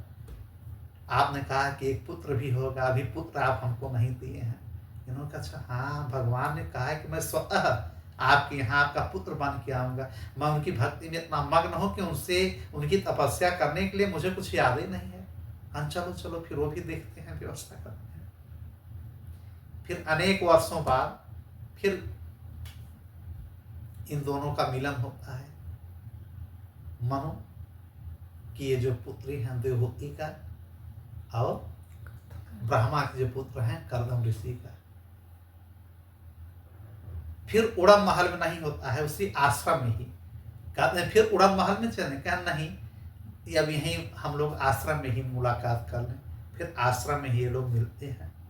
और उड़न महल जब चला जाता है विमान इनका, कर्दम विमान, तो उसमें जो 1000 विद्याधर कन्याएं रहते हैं, गंधर्व, ये सब चली जाती हैं। सब इनकी योग माया से था। और जब गर्भ धारण कर लेती हैं ये, कपिल भगवान इनके गर्भ में आ जाते हैं, तो समस्त देवता ऊपर से जो है वाद्य यंत्र बज जाते हैं। अप्सराएं नृत्य करने लगते हैं कि भगवान का अब जन्म होने वाला है। अब इधर जो है समस्त लोगों में एक हरियाली आ जाती है, पृथ्वी एकदम खुश हो जाती है, सारे जगह एकदम हरा भरा सब हो जाता है उपवन, केवल भगवान के आने की सूचना पे। अब फिर ब्रह्मा जी आते हैं अपने समस्त पुत्रों के साथ देवहूति का दर्शन करने, और कर्दम ऋषि का कि भाई इनके यहाँ भगवान आ रहे हैं तो पहले ही गर्भ में ही हम भगवान को प्रणाम कर लें। फिर देवहूति माँ कहते हैं कि आप लोग आए, बहुत बहुत धन्यवाद, साधुवाद, बड़ा अच्छा लग रहा है। फिर कर्दम ऋषि ने कहा कि हमको संन्यास भी ग्रहण करना है, लेकिन हमारी 9 पुत्रियां हैं, मैं किससे शादी करूं, मुझको समझ में नहीं आ रहा है। किसने कहा? कर्दम ऋषि ने ब्रह्मा जी से कहा। ब्रह्मा जी ने कहा मेरे पुत्र कर्दम, मैं तुमसे बहुत खुश हूँ, बहुत प्रसन्न हूँ। अब तुम्हारी ये जो समस्या है कि किससे शादी करना है, ये समस्या तुम्हारी मैं हल कर दे रहा हूँ, ब्रह्मा ने कहा कर्दम ऋषि से। ठीक है, तो कर्दम ऋषि के आश्रम में ये सब बातें हो रही हैं। अब कपिल भगवान गर्भ में देवहूति माँ के आ चुके हैं। फिर ब्रह्मा जी जो उनके साथ उनके 10 पुत्र आए थे, उन्हीं में से 9 पुत्रों की शादी कर दिया इनकी 9 कन्याओं से। बात समझ रहे हैं? कर्दम ऋषि की जो 9 कन्याएं थी, सबकी शादी वहीं कर दिया। जैसे इनकी शादी उसी आश्रम में हो गई थी कर्दम ऋषि की देवहूति से, उसी प्रकार ब्रह्मा जी ने अपने 9 पुत्रों की शादी इनकी कर्दम ऋषि के 9 कन्याओं से वहीं आश्रम में बिंदु सरोवर के पास ही कर दिया। मतलब ये क्या है कि कोई ढकोसलाबाजी नहीं। आजकल जब तक लोग 50 लाख करोड़ 2 करोड़ खर्च न कर दें शादी में, उनको ये लगता है कि कौन जानेगा कि मैं कौन हूँ। ब्रह्म पिता होकर के कोई वो नहीं, कोई झाम ताम नहीं, तत्काल शादी कर दिए। अच्छा, इनकी 9 कन्याएं हैं कौन? कर्दम ऋषि और देवहूति माँ की 9 कन्याएं कौन कौन है? एक तो नाम आपने सुना होगा अनुसुईया का, सती अनुसुईया। उनकी शादी ब्रह्मा जी ने कर दिया अत्रि ऋषि से। एक कला, इनकी जो लड़की थी कला माँ की शादी हो गई मरीचि से, जिससे कश्यप प्रकट होते हैं। देखिए अब ये सब सृष्टि की रचना में ये सब योगदान करेंगे, एक सती अनसुईया हो गई, एक कला हो गई, एक श्रद्धा, एक इनकी लड़की कर्दम ऋषि की श्रद्धा थी जिससे शादी होती है अंगीरा की,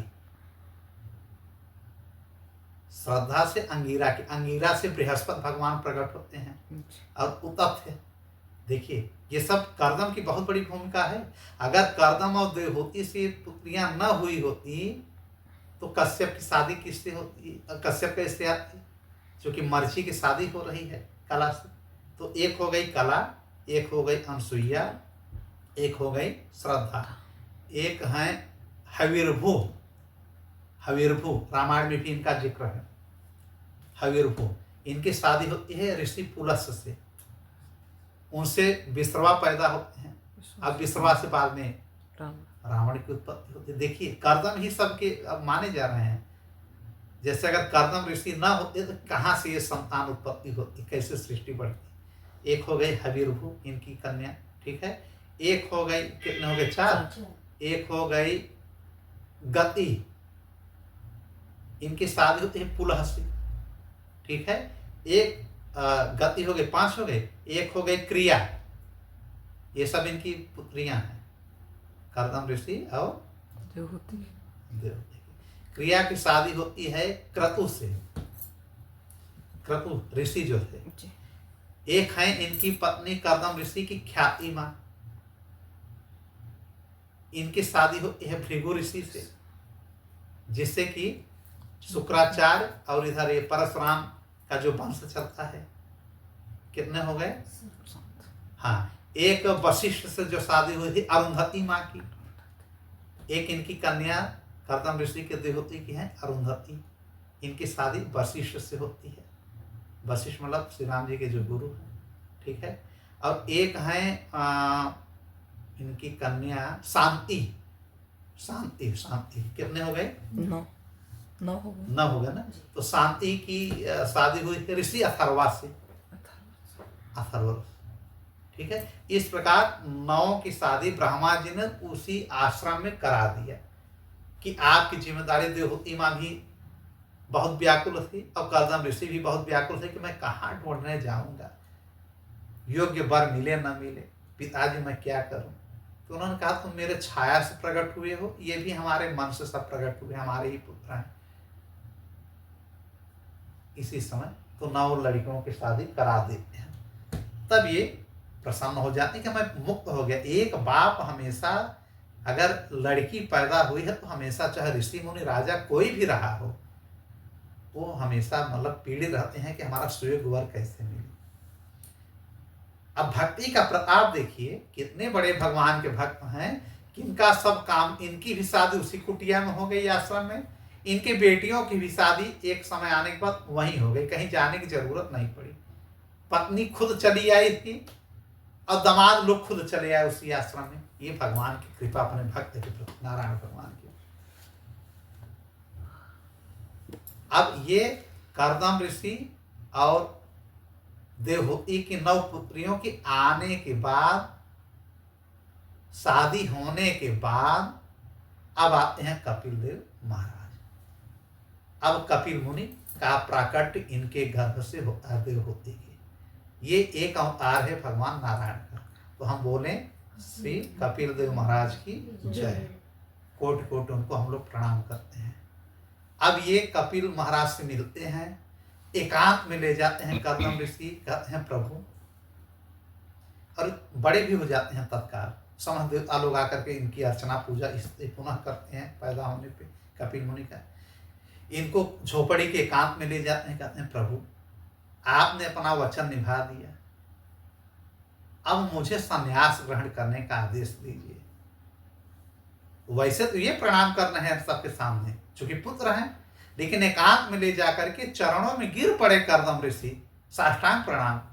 तभी अपने रूप में आ जाते हैं, कहन उठो कर्दम, कहना जो लीला रच रहे हैं हम बताइए, अब आप हमको प्रणाम कर रहे हैं। कहन भाई तो अब लीला मानव लीला है, हमको करना पड़ेगा, बताओ किस लिए अकेले में लाए हो। कहन प्रभु अब मुझको संन्यास ग्रहण करना है। शादियां हो गई हैं, मैं पत्नी के सामने भी नहीं रहूंगा, अब मैं भगवान की तपस्या करूंगा। बताइए, भगवान उनके सामने प्रकट हैं, भगवान भगवान उन्हीं के घर में आ गए हैं, लेकिन कर्दम ऋषि का हम संन्यास ग्रहण करेंगे। इसका मतलब क्या है?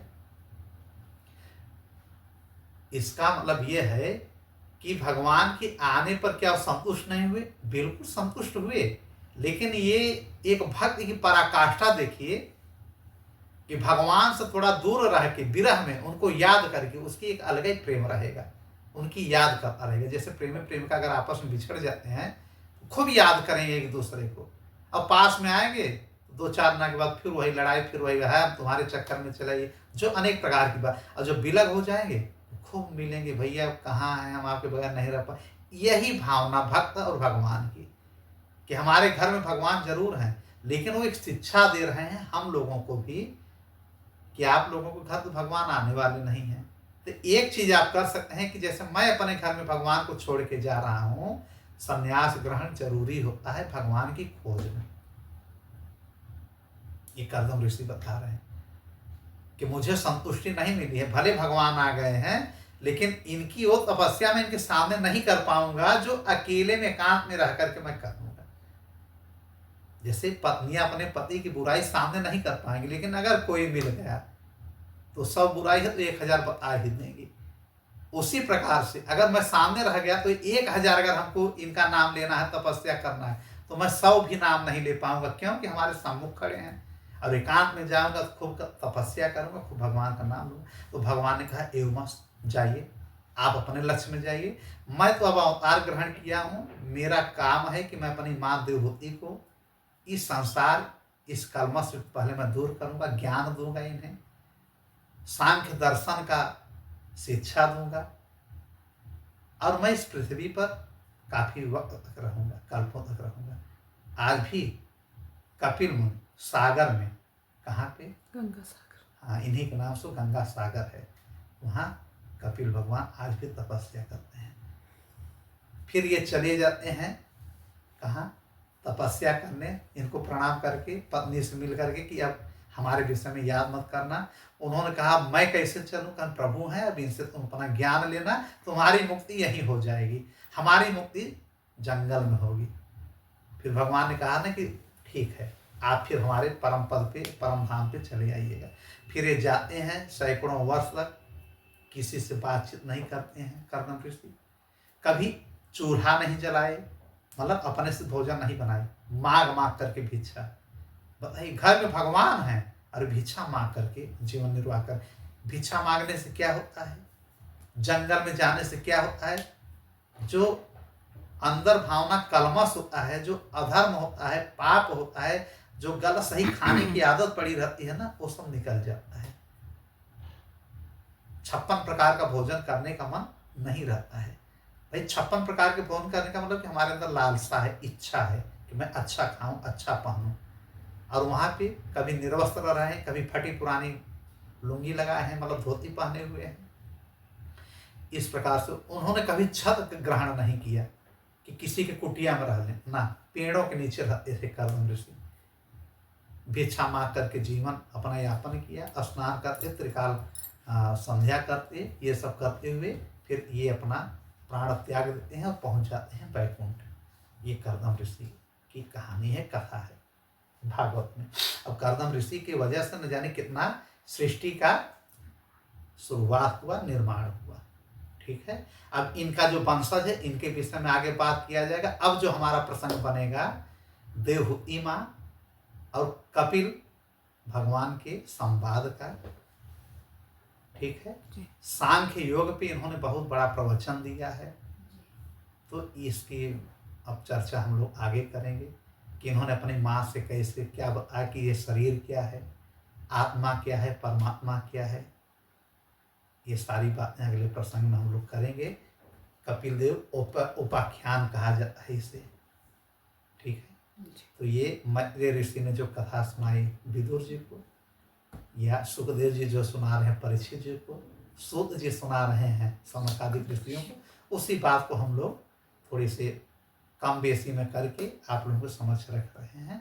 फिर अगली बार कथा यहीं से आगे बढ़ेगी। ठीक है, ठीक है। श्रीमान राधे राधे श्रीमान राधे नारायण। राधे।